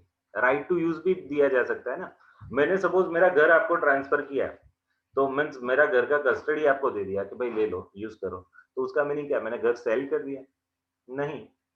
सेल करते हैं तो सेल की डेफिनेशन में आता है, बट ट्रांसफर करते हैं तो उसको सेल नहीं बोलते। तो ट्रांसफर किया मीन्स मैंने राइट टू यूज दिया। भाड़े पे आप आते हो ना, वो राइट टू यूज होता है एक तरह। तो मैंने राइट टू यूज ट्रांसफर किया। ट्रांसफर करना मीन्स क्या? मेरे पास जो राइट्स थे वो राइट्स मैं आपको देता हूँ, उसको बोलते हैं ट्रांसफर। अब वो राइट ऑनरशिप के भी होते हैं एंड राइट टू यूज के भी होते हैं। तो मैंने राइट टू यूज भी ट्रांसफर कर सकता हूँ, ओनरशिप भी ट्रांसफर कर सकता हूँ। तो ट्रांसफर में सेल भी आ सकता है, रेंट भी आ सकता है ना। आपने ओनरशिप ट्रांसफर कर दी तो वो सेल कहा जाएगा। आपने राइट टू यूज ट्रांसफर किया तो उसको रेंट कहा जाएगा, है ना। रेंट, लीज, कुछ भी। तो ये ट्रांसफर शब्द भी अगर कोई आदमी यूज कर रहा है ना, तो उसको भी सप्लाई बोलेंगे। सर और क्या आता है? ये एक मिनट। हाँ, लास्ट वर्ड है डिस्पोजल। सर ये डिस्पोजल क्या होता है? ये डेंजर वर्ड है। डिस्पोजल नॉर्मली वर्ड है ना, जब आप पस्ती में या भंगार में चीजें निकाल देते हो ना, तो उसको डिस्पोज किया ऐसा माना जाता है। कभी कभी तो कुछ रिकवरी किए बिना ही आप ऐसे ही डाल देते हो, फेंक देते हो घर के बाहर। अब जैसे प्लास्टिक की बोतल आपने कचरे में फेंक दी, खत्म, आपको कुछ नहीं मिला। बट वो कुछ प्लास्टिक की बैग इकट्ठा करने वाले कुछ लोग होते हैं, वो आते हैं, वो ले जाते हैं और उसको प्लास्टिक के तौर पे बेचते हैं। ठीक है। तो आप सोचो, तो आपने तो ऐसे ही वो निकाल दिया ना, बेच दिया, फेंक दिया, तो आपने डिस्पोज किया। तो डिस्पोजल का मीनिंग क्या होता है? यही मीनिंग है कि आपने उसको स्क्रैप आउट किया या फिर निकाल दिया, है ना। बट कुछ चीजों को आप डिस्पोज करते हो ना, तो उसके रुपए मिलते हैं। जैसे कि सपोज आपका न्यूज़पेपर है, अब हर हर रोज न्यूज़पेपर आता है, फिर मंथली, 2 मंथली आप इकट्ठा करते हो, इतना बड़ा बंच हो जाता है, फिर आप उसको बस्ती में बेच के आते हो। तो ये बस्ती में बेचना भी एक प्रकार का डिस्पोजल है। फिर सपोज आपके पास कुछ लोहे की चीजें हैं, घर पे सपोज फर्नीचर का वगैरह का काम हुआ था, और कुछ लोहे की चीजों का भंगार बचा है। अब कोई आदमी भंगार लेने को आता है और वो आपको, आपके पास ये लोहे की चीज पर केजी के हिसाब से कुछ दाम दे के ले जाता है। तो ये भी एक प्रकार से डिस्पोजल है ना। तो ये 8 वर्ड और उसके जैसे जितने भी इसके जैसे सच एज लिखा है, इसके जैसे कुछ भी वर्ड इसको हम है ना सप्लाई बोलते हैं। तो अब सप्लाई शब्द में अब कुछ बाकी ही नहीं रहा है। आप मेरे को बताओ, कोई भी कॉमर्शियल ट्रांज़ैक्शन ऐसा बाकी है जो सप्लाई की टेरिटरी में ना आता हो? कोई भी एक ट्रांज़ैक्शन सोचो आप, मैं गारंटी दे रहा हूँ आपको कि ये 8 या ये 8 के जैसे वर्ड में मैं उसको कॉल करके दिखा दूँगा। आप जस्ट ट्राई कीजिए। आप सोचिए, ये 8 शब्द मैंने बोले, क्या? Barter, exchange, lease, licence, sale, transfer and disposal. Barter, exchange, lease, licence, rental, sale, transfer and disposal. आप कोई भी कॉमर्शियल ट्रांज़ैक्शन ढूँढो और ये 8 में फॉल ना होता हो ऐसा एक ट्रांज़ैक्शन बता दो। कोई भी आप बिज़नेस लेवल का कोई भी ट्रांज़ैक्शन ढूँढो और ये 8 में नहीं आता है ऐसा बता दो। It's a challenge to you.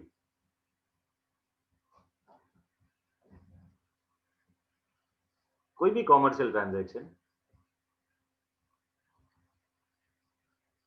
ये 8 में ना आए ऐसा आप सोच के बता दो।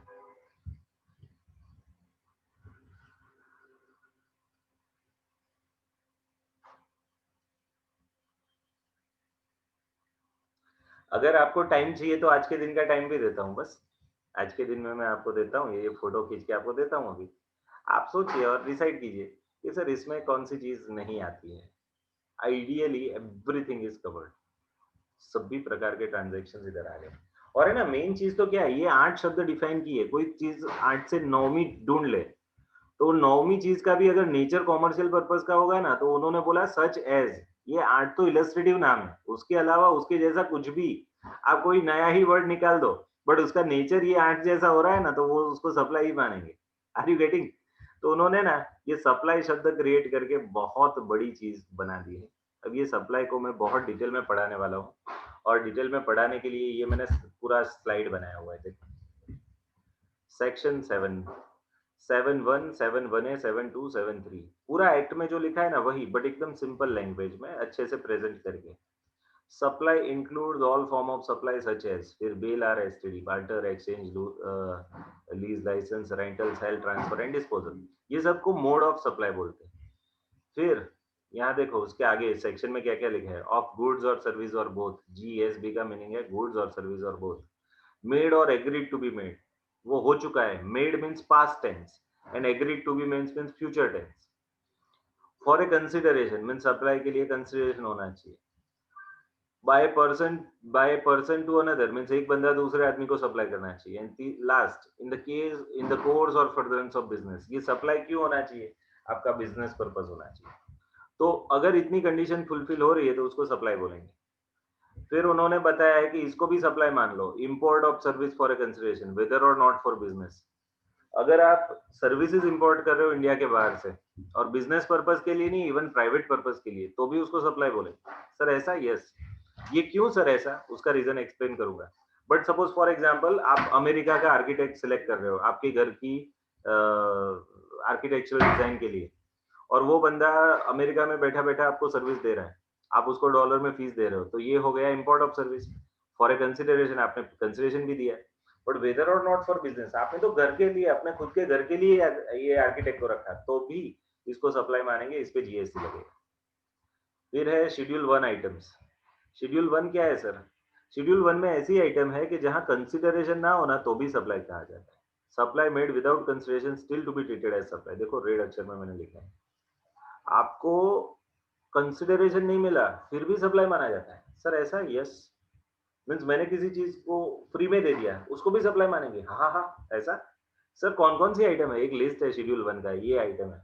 और ये है ना, ये एक सॉन्ग है, आपको लगता है कि ये मैंने कुछ लिखा है, बट ये जो रेड अक्षर से लिखा है ना, ये एक सॉन्ग है। ऐसा सर? यस। ये लिस्ट हम कैसे याद रखेंगे? एक सॉन्ग गाएंगे हम, पहले मैं गाऊंगा फिर आप गाओगे, और उसका नेचर थोड़ा रैप जैसा रखा है, रैप, रैप सॉन्ग।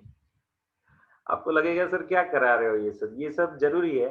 आपको है ना याद रखने के लिए जो जरूरी होगा ना, वो सब कुछ मैं कराऊंगा, आपको बस याद होना चाहिए। अब देखो, अभी आपको ये एसीडी अल्कोहल पीना, एसीडी पीना, आपको ये याद रहेगा? अब ये आइटम अभी भी पेट में है, एसीडी पीना। फुल फॉर्म क्या है? ए का फिर फुल फॉर्म क्या है? Aviation turbine fuel. सी का मीनिंग है क्रूड पेट्रोलियम। डी का मीनिंग है diesel, but high speed diesel. फिर P stands for petrol and ना स्टैंड्स फॉर नेचुरल गैस। तो इतनी चीजों पे राइट नाउ अभी भी, बट आपको याद रहेगा कि नहीं ये सभी चीजों पे अभी बैठ है। सिमिलरली अभी मैंने ये बेल आर एसटीडी लिखा, barter exchange lease licence rental sale transfer disposal. तो ये सब है ना, इसको हम क्या बोलते हैं, ये याद करने के तरीके हैं। एज ए टीचर और as a student of psychology, है ना, हर एक टीचर साइकोलॉजी का स्टूडेंट होता है। तो as a teacher and as a student of psychology मैंने कुछ ऐसी चीजें क्रिएट की है जिससे कुछ चीजों को याद रखने के लिए जो दिक्कतें होती थी वो अब कम हो गई। ये सब चीजें याद रखनी। पहले लेक्चर में शायद पुष्पेंद्र सर ने आप लोगों को बोला था कि ये जो प्रोफेशनल कोर्सेज है ना, वो कोर्सेज है ना टफ नहीं है, वो लेंदी है। अब लेंदी चीजों को याद रखने का कुछ शॉर्ट तरीका होना चाहिए, तो वो शॉर्ट तरीके हमने निकाले हैं। बहुत सारे रेडी है आपके सामने, अभी दिखाऊंगा। तो ये एक सॉन्ग है सर, ये सॉन्ग मैं गाऊंगा और आपको भी गाना है। बट ये सॉन्ग गाओगे ना तो आपको याद रह जाएगा कि ये पूरा लिस्ट क्या है, शेड्यूल 1। सिमिलरली आगे उन्होंने सेक्शन 7 सबसेक्शन 1A के अंदर उन्होंने एक लिस्ट दिया है कि when certain activities which constitute as supply as per section 7(1) they shall be treated as either supply of goods or supply of service। उसके लिए एक शेड्यूल 2 है। शेड्यूल 2 में है ना कुछ चीजों के बारे में लिख दिया है। एक बार सप्लाई डिसाइड होगा फिर डिसाइड करेंगे कि ये सप्लाई गुड्स का है या सर्विस का है। तो सर कैसे मालूम पड़ेगा ये supply of goods and supply of service? तो उसके लिए ना गुड्स एंड सर्विस का डेफिनेशन मैं आपको पढ़ाऊंगा। नॉर्मली अभी थोड़ा हाईलाइट दे देता हूँ उसका। अभी मैं आपको है ना जस्ट जनरल आइडियाज दे रहा हूँ बच्चों, राइट नाउ मैं बता रहा हूँ, माहौल क्रिएट कर रहा हूँ, है ना। अभी राइट नाउ आप जस्ट एक माहौल में जा रहे हो। जीएसटी का कुछ बेसिक आपके कान में फिक्स हो रहा है ना, याद रखते रहना। ये सब चीजें मैं मॉड्यूल का सीक्वेंस या कहीं नहीं ले जा रहा हूँ, आपको जस्ट एक आइडिया दे रहा हूँ, है ना। राइट नाउ आप ऐसा मत सोचो कि मैं आपको कुछ पढ़ा रहा हूँ, आप ऐसा समझो कि मैं जीएसटी के बारे में जनरल चीजें बता रहा हूँ। पढ़ाने का काम तो अभी हम करेंगे, जब मैं सेक्शन में जाऊंगा तब पढ़ाऊंगा। अभी तो मैं जस्ट जनरल एक्सप्लेन कर रहा हूँ। तो यस, शेड्यूल 2 जो है ना, उसमें कुछ आइटम्स ऐसी थी बच्चों कि जिन पे गवर्नमेंट को बहुत सारे दिक्कतें हुई थी। मीन्स ये चीज को गुड्स माने या सर्विस। अब सर ये क्या है, उससे क्या फर्क पड़ता है, टैक्स तो सब पे लगता है ना। नहीं भाई, मैं बता रहा हूँ, पहले सर्विस टैक्स था, तो सर्विस टैक्स में सर्विसेज पे जो टैक्स का रेट था ना, वो 12% था, 12%। कुछ कुछ आइटम पे 12% था, है ना। कुछ आइटम पे उससे भी ज्यादा था, बट मोस्टली 12%। फिर 6% वाला भी था, अलग अलग परसेंटेज थे। अब वही चीज पे गुड्स का रेट शायद 15% हो। तो आप सोचो, अब कोई चीज को आप गुड्स भी बोलो और सर्विस भी बोलो, सर ऐसा कैसे हो सकता है? किसी को गुड्स बोला तो सर्विस थोड़ा बोल सकते, और सर्विस बोला तो गुड्स थोड़ा बोल सकते। अब मैं कुछ इलस्ट्रेशन दूंगा जिससे आपको मालूम पड़ेगा कि ये है ना, इसमें गुड्स एंड सर्विस दोनों जॉइंटली दिए जाते। मैं चलो लड़कियों को पहले एक उदाहरण देता हूँ, आप मेरे को बताओ। लड़कियां तो सब अपने वीडियोस ऑन रखो ना यार, मैं पढ़ा रहा हूँ, सुनो। चलो everyone please on your videos. हाँ, I want to see maximum girls, आपके रिएक्शन देखना चाहता हूँ, एक इलस्ट्रेशन आपके नाम है इसलिए। तो लड़कियां आप एक चीज तो जानती होगी, ये ब्यूटी पार्लर है ना? लड़कियां ये सब के बारे में तो जानती है। अब ये ब्यूटी पार्लर नाम की जो जगह है, उसके अंदर आपको एक फैसिलिटीज दी जाती है, बहुत बहुत ज्यादा अलग अलग चीजें आपको, अलग अलग सर्विसेज दी जाती है, जिसमें एक का नाम है फेशियल, है ना। फेशियल किया जाता है। अब ये क्या होता है सर? लड़के लड़कों को भी मालूम ही होगा, बट मैं बताऊं, मैं फेशियल मेरी लाइफ में पहली बार मेरी शादी के अगले दिन मैंने करवाया था लाइफ में। उससे पहले ये मालूम भी नहीं था कि फेशियल फेशियल करना है। हम लोगों को तो क्या कि मेरे बा लोगों ने ऐसा सिखाया था कि कोई कई जगह जाना हो या कोई जहाँ आपको अच्छा दिखना हो ना, तो आपको you should be well dressed, अच्छे कपड़े पहनने चाहिए। फिर आपका मुंह धुला होना चाहिए, तो साबुन से धो दो। फिर थोड़ा अच्छा दिखना है तो पाउडर लगा दो, मेरी बा ये समझाती थी। और you should be well com, means अच्छा आपने बाल बनाए होने चाहिए प्रॉपर्ली, बस। That is the good look. बस कहीं अच्छा दिखना है तो ऐसा करना है। तो हमको तो ऐसे ही मालूम था, फिर कुछ लोगों ने बोला फेशियल कराते हैं, मतलब वो क्या है, फिर दिखाया कि ऐसा होता है। अब क्या हुआ, गोल्ड फेशियल कुछ नाम बोला था, मेरी शादी के टाइम पे मेरा वो जो फेशियल करने आया लड़का, लड़के भी कराते हैं ना, ऐसी प्रसंग में लड़के भी कराते हैं। तो अलग अलग चीज मुंह पे लगाते था वो, फिर स्टीम देता था, फिर कुछ मुंह पे अलग अलग चीजें लगाता था, फिर बहुत बार घिसता था, है ना। और उसके बाद है ना चेहरा शाइन कर जाता था। फोटोज वगैरह दिखा करो ना तो आप ज्यादा वाइट दिखते हो या ज्यादा अच्छे दिखते हो, ऐसा होता है ये फेशियल का इम्पैक्ट। अब मेरे को बताओ, ये फेशियल नाम की एक्टिविटी है, गर्ल्स को तो मालूम होगा, ये एक्टिविटी में वो आदमी मटेरियल यूज करता है कि नहीं, है ना। अलग अलग नाम से फेशियल होते हैं भाई, अलग अलग नाम से फेशियल। तो उसमें जो जो नाम दोगे वो सब चीजें आपके मुंह पे लगाई जाएगी, अलग अलग टाइप की क्रीम्स वगैरह। तो ये जो है ना बच्चों, ये गुड्स है, क्रीम वगैरह जो लगाते हो चेहरे पे, जो थपेड़े लगते हैं ना वो सभी गुड्स है। बट जो आदमी वो काम कर रहा है ना, फेशियल करने का, आपका मुंह जो वाइट करके देता है, वो है सर्विस, है ना। वो बार बार ऐसा हाथ लगा के ऐसा घिसता है, वो है सर्विस। तो अब मेरे को बताओ, ये एक्टिविटी को गुड्स बोलोगे या सर्विस बोलोगे? फेशियल करना बोलो, गुड्स भी दिया, सर्विस भी दिया, क्या बोलोगे उसको? हम्म, इसको सप्लाई ऑफ सर्विस बोलोगे या सप्लाई ऑफ गुड्स बोलोगे, आप सोचो। सर दोनों हुए वैसे तो। चलो एक और उदाहरण देता हूँ। Construction is my home field, मेरे घर में चल रहा है कंस्ट्रक्शन। मीन्स मेरे पापा एक जगह एक फॉर्म में छोटे से पार्टनर है कंस्ट्रक्शन इंडस्ट्री में, तो मेरे को थोड़ा मालूम है उसके बारे में। तो कंस्ट्रक्शन फील्ड में सपोज मैं कॉन्ट्रैक्टर हूँ, और सपोज कृतिका को घर बनाना है। अब कृतिका ने बोला कि सर मेरे को है ना घर बनाना है, ये जगह है पूरा एकदम प्लेन लाइन है। उसने आर्किटेक्चरल ड्राइंग डिसाइड कर लिया कि ऐसा घर बनाना है, मेरे को समझा दिया है, मैं कॉन्ट्रैक्टर हूँ, समझ जाता हूँ कि ऐसा नक्शा है तो ऐसा घर बनेगा। अब कृतिका ने बोला सर ये घर आपको बनाना है, आप कितना रुपया लोगे? कृतिका को मैंने बोल दिया कि बेटा मैं है ना जब घर बनाता हूँ या कोई भी किसी का कोई भी काम करता हूँ तो सभी काम मैं ही करता हूँ। मीन्स तू मेरे को नक्शा बना के दे दे, बाकी का काम मेरा। मीन्स गुड्स भी मैं लाऊंगा, है ना, रेती कच्ची सीमेंट जितना भी चाहिए वो सब, स्टील सब कुछ मैं लाऊंगा, और लेबरर्स भी मेरे होंगे, है ना। तो ये सब बना के मैं दूंगा तेरे को, ठीक है, पूरा घर बना के मैं दे दूंगा।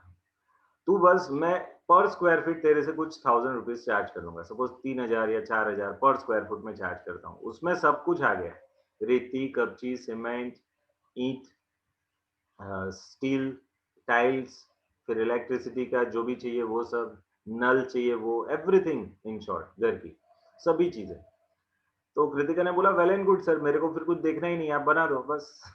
उसने सब क्वालिटी वगैरह फाइनल कर लिया कि ये टाइप का सीमेंट चाहिए, ये टाइप का उसको नल चाहिए, ये टाइप का उसको क्या बोलते हैं इलेक्ट्रिकल फिटिंग चाहिए, ये टाइप का उसको कलर चाहिए, ये टाइप की उसको टाइल्स चाहिए, सब उसने बता दिया।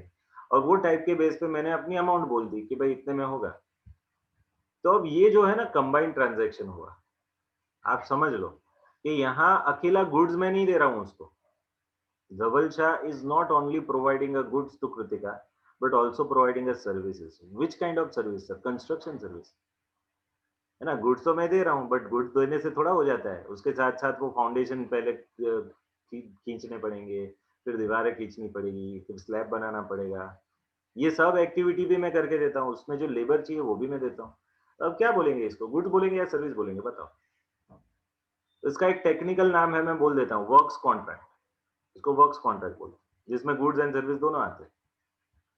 अब आप सोचो कि इसको गुड्स बोलेंगे या सर्विस बोलेंगे।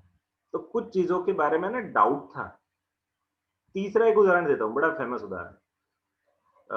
होटल में आप जाते हो खाना खाने के लिए, कोई पंजाबी रेस्टोरेंट में गए, आप खाना खाया। अब जो खाना आपने उधर ऑर्डर किया ना वो गुड्स है, उसमें कोई डाउट नहीं है। क्योंकि गुड्स क्या होता है, गुड्स का वैसे मैंने डेफिनेशन नहीं पढ़ा है, बट आगे जाके पढ़ाने वाला हूँ। राइट नाउ सिर्फ आइडिया देता हूँ, पढ़ाई मैंने चालू ही नहीं की है, अभी बैकग्राउंड क्रिएट कर रहा हूँ।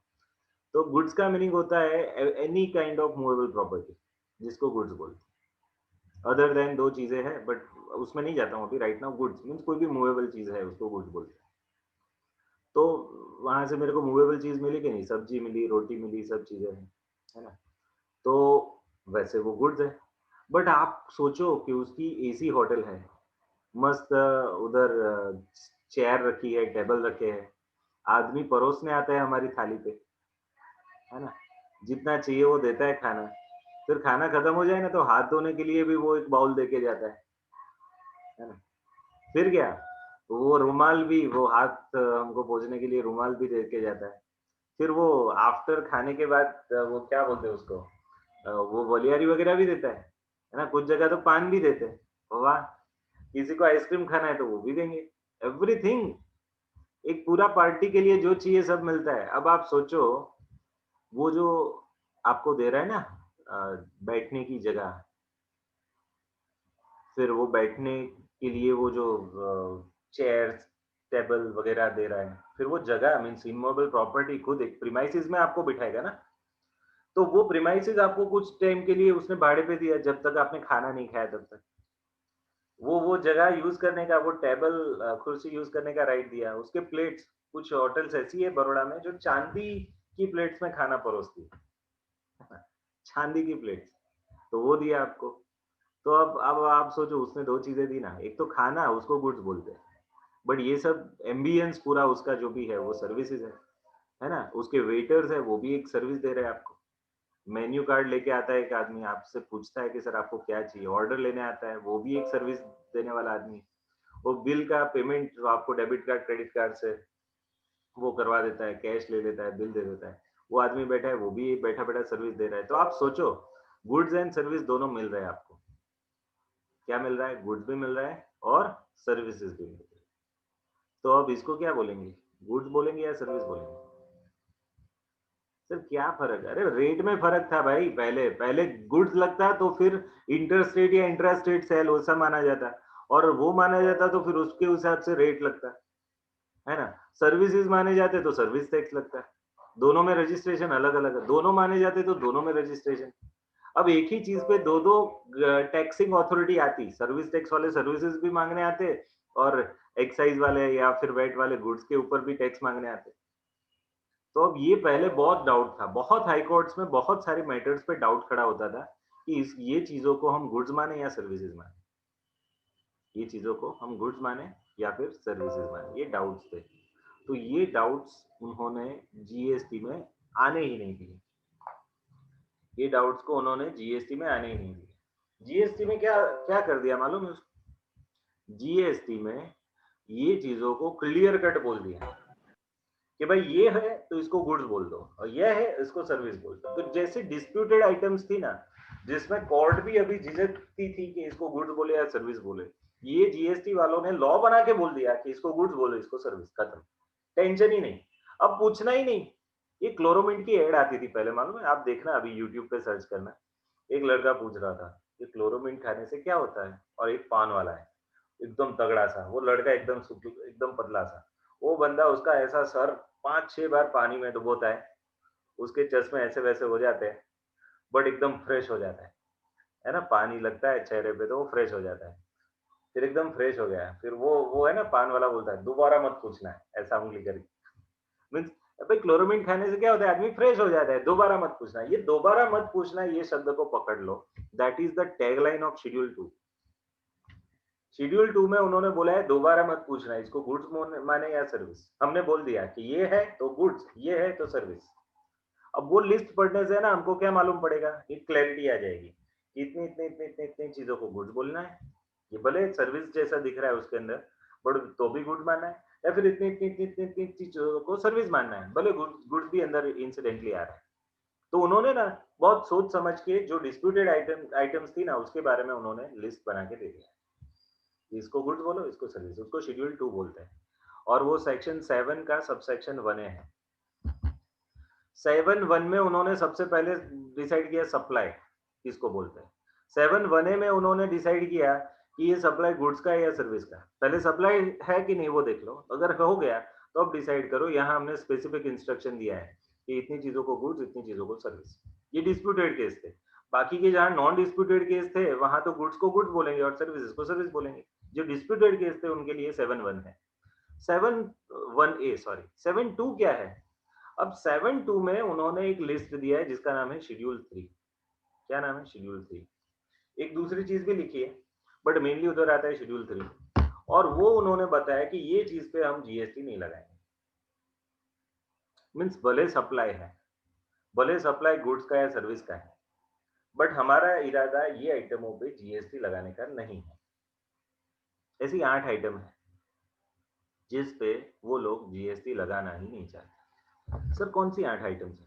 अब है ना सभी को ऐसी क्यूरियोसिटी होती है कि सर क्या है ऐसा कि गवर्नमेंट जिस पे जीएसटी लगाना नहीं चाहती? अच्छा अच्छा, ऐसा है तो देखो इधर। ये शेड्यूल 1 था, आपका सॉन्ग था गुड सप्लाई विदाउट कंसिडरेशन। ये सिर्फ शेड्यूल 3 है जिसका एक स्टोरी बनाया मैंने, देखो ये रहा, हिंदी इंग्लिश में स्टोरी। और अगर ये स्टोरी अगर आपने पढ़ ली ना तो उसके अंदर वो 8 आइटम आ जाती है। अब आपको याद रखने की जरूरत ही नहीं है वो 8 आइटम को, ये स्टोरी मेरा याद रखो बस, वो 8 आइटम एक एक करके बाहर आएगी उसमें, है ना? तो अब क्या करना है, एग्जाम में जब क्वेश्चन पूछे जाएंगे ना तो आप स्टोरी याद करते होंगे, तब आप सॉन्ग याद करते होंगे कि हाँ सर ऐसा था ऐसा था ऐसा था। और क्लिक याद करने की जरूरत ही नहीं है, क्लिक हो गया निकलेगा ऐसा, है ना? मेरा स्टोरी, मेरा सॉन्ग सब आपको एग्जाम में याद आएगा। हाँ ये सीधा ही वो शब्द आएगा आपको याद। तो मैं बताऊंगा, एक सचिन तेंदुलकर का मैंने स्टोरी बनाया है, कुछ चीजें रियल रखी है, कुछ ऐसे ही। स्टोरी में तो कुछ भी हो सकता है भाई, राइटर कुछ भी कर सकता है, तो मैंने कर दिया ऐसा। बट वो ऐसी स्टोरी बनाई कि वो 8 आइटम्स है, वो याद रह जाएगी आपको, वो कंफर्म है। तो मैं आपको ना ये चीजें बहुत कराने वाला हूँ कि कुछ-कुछ चीज़ों का आपको ऐसे करा दूँगा ना कि आपको अपने लेवल पे उसको याद करने की, मेहनत करने की ज़रूरत ही नहीं है। मैंने बहुत टाइम लगाया है उसके बारे में और तब जाके ये बना है, ऐसे ही नहीं बना है। मैंने डे 1 पढ़ा ये एक्ट, तब ये स्टोरीज़ नहीं थी मेरे माइंड में। मेरे को याद रखने में दिक्कतें होती थी। फिर मैंने सोचा अब याद रखने में मेरे को दिक्कतें हो रही है, तो बच्चों को कितनी दिक्कतें होगी, तो चलो कुछ करते हैं। और फिर कुछ तूफ़ानी कर लिया हमने। तो ये सब क्रिएट हो गया है। क्रिएटिविटी, है ना? तो इन क्रिएटिविटी की वजह से आपको ये सब चीज़ें मिलेगी, मज़ा आएगा आपको। तो ये सेक्शन 7 का सबसेक्शन 2 था, जिसके अंदर उन्होंने एक लिस्ट बनाया कि following items are neither to be treated as supply of goods not to be treated as supply of service. और उसमें दो चीज़ है, एक है शेड्यूल 3 आइटम्स एंड दूसरी है एक्टिविटीज परफॉर्म बाय गवर्नमेंट। अब है ना, गवर्नमेंट जो एज ए गवर्नमेंट कुछ एक्टिविटीज परफॉर्म करती है एज ए गवर्नमेंट, है ना? गवर्नमेंट ऐसे गवर्नमेंट कुछ एक्टिविटी, सर गवर्नमेंट गवर्नमेंट जैसे ही काम करेगी ना, बात सही है, बट आप समझो कि गवर्नमेंट का बेसिक फंक्शन क्या होता है? लोगों को मदद रूप होना, है ना? लोगों के लिए ही बनी है। तो गवर्नमेंट लोगों को मदद रूप हो ऐसे कुछ एक्टिविटीज करती है और उसके कुछ चार्जेस भी आपसे लेती है, तो वो चार्जेस पे जीएसटी लगेंगे। अगर गवर्नमेंट का पर्पस गवर्नमेंटल फंक्शन है जिसमें वो लोगों को मदद करना चाहती है, ये पर्पस है, तो भले गवर्नमेंट उसके चार्जेस ले बट जीएसटी नहीं लगे। मैं एक उदाहरण देता हूँ कि फॉर एग्जांपल आपको पानी की जरूरत है, हर एक आदमी शहर में रहता है तो उसको पानी का कनेक्शन चाहिए, तो गवर्नमेंट पानी का कनेक्शन देती है। गवर्नमेंट खुद वो आजवा से यहाँ आपके वहां तक पानी पहुंचे या फिर महिसागर में से आपके वहां पानी पहुंचे, वहां तक की व्यवस्था करती है और उसके चार्जेस लेती है। बट ये गवर्नमेंटल फंक्शन है, तो फिर वो चार्जेस पे वो जीएसटी नहीं लगाएगी, भले चार्जेस लेगी। मीन्स एक प्रकार से ये सर्विस है या सप्लाई ऑफ गुड्स या सप्लाई ऑफ सर्विस है, बट गवर्नमेंट दे रही है ना, और गवर्नमेंटल फंक्शन की वजह से दे रही है ना, बस। तो फिर ये गवर्नमेंटल फंक्शन की वजह से दे रहे हैं ना, तो उसको सप्लाई हम नहीं मानेंगे, है ना? जीएसटी नहीं भरेंगे। बट मैं एक दूसरा उदाहरण देता हूँ, जहाँ ये गवर्नमेंटल फंक्शन नहीं है, फिर भी गवर्नमेंट वो गुड्स या सर्विस का सप्लाई करती है और वहाँ टैक्स भी लगता है। उदाहरण के तौर पे हमारा ये जो बड़ौदा में पोलो ग्राउंड है ना, जिसको हम प्रदर्शन मैदान बोलते हैं, कीर्ति स्तंभ के बाजू में पोलो ग्राउंड। अब वो पोलो ग्राउंड है ना, गवर्नमेंट की जगह है, पूरा ग्राउंड, है ना? बड़ौदा म्युनिसिपल कॉर्पोरेशन की टेरिटरी में आता है। अब सपोज वो आपको भाड़े पे दिया, तो सपोज किसी को वहां सर्कस के लिए जगह चाहिए, या फिर वहां सपोज किसी को गुड्स मेला लगाना है, या फिर वो समर में नहीं आता, वो क्या बोलते हैं उसको, मैरी गो राउंड, चकदौड़ वगैरह होता है, सब गेम्स होती है ना? समर मेला, समर मेला। अब उसके लिए सपोज वो जगह चाहिए भाड़े पे 1 महीने के लिए, तो गवर्नमेंट से 1 महीने के लिए किराए पे दिया, तो भाड़े पे देना एक प्रकार से सर्विस हो गया। भाड़े पे देना एक प्रकार से सर्विस हो गया। बट ये गवर्नमेंट की सर्विस है ना, it is subject to GST, GST लगता है इसमें। सर ऐसा, ये गवर्नमेंटल फंक्शन थोड़ा है, गवर्नमेंट भाड़े पे जगह देने के लिए गवर्नमेंट बनी है क्या? गवर्नमेंट आपको फैसिलिटीज देने के लिए बनी है, आपको अच्छा एडमिनिस्ट्रेशन देने के लिए बनी है। तो वो एडमिनिस्ट्रेशन फैसिलिटीज के लिए जो सर्विसेज दे रही है गवर्नमेंट, उस पे जीएसटी नहीं है। ठीक है, चलो। एंड लास्ट पार्ट सेक्शन 7 का मैं बता देता हूँ, वैसे 9:45 हो चुका है, but last part 7.3, Government at the recommendation of council shall declare certain activities are either supply of goods or supply of service. ये क्या है सर? गवर्नमेंट ने ऐसा एक रास्ता खोल के रखा है अभी भी। ये 7.3 क्या बता रहा है कि गवर्नमेंट ने काउंसिल को राइट दी है, जीएसटी काउंसिल कि आप चाहो तो ये अभी हमने एक लिस्ट बना दिया है शेड्यूल 2 में कि इसको गुड्स बोलेंगे, इसको सर्विस बोलेंगे, बट उसमें अभी कुछ 8 ही आइटम है। अब सपोज आप चाहो तो दूसरी 1-2 आइटम को इसके अंदर ऐड करना चाहो, तो अगर आप एडवाइस दोगे, मीन्स काउंसिल अगर गवर्नमेंट को एडवाइस देगा, तो गवर्नमेंट वो चीजों के बारे में शेड्यूल 2 में वो रख देगी कि इसको अब हम गुड्स ही मानेंगे या फिर इसको अब हम सर्विस ही मानेंगे। तो ऐसा एक राइट दे के रखा है काउंसिल को, दैट इज सेक्शन 7 सबसेक्शन 3। तो आज के लिए बच्चों जस्ट इतना रखता हूँ।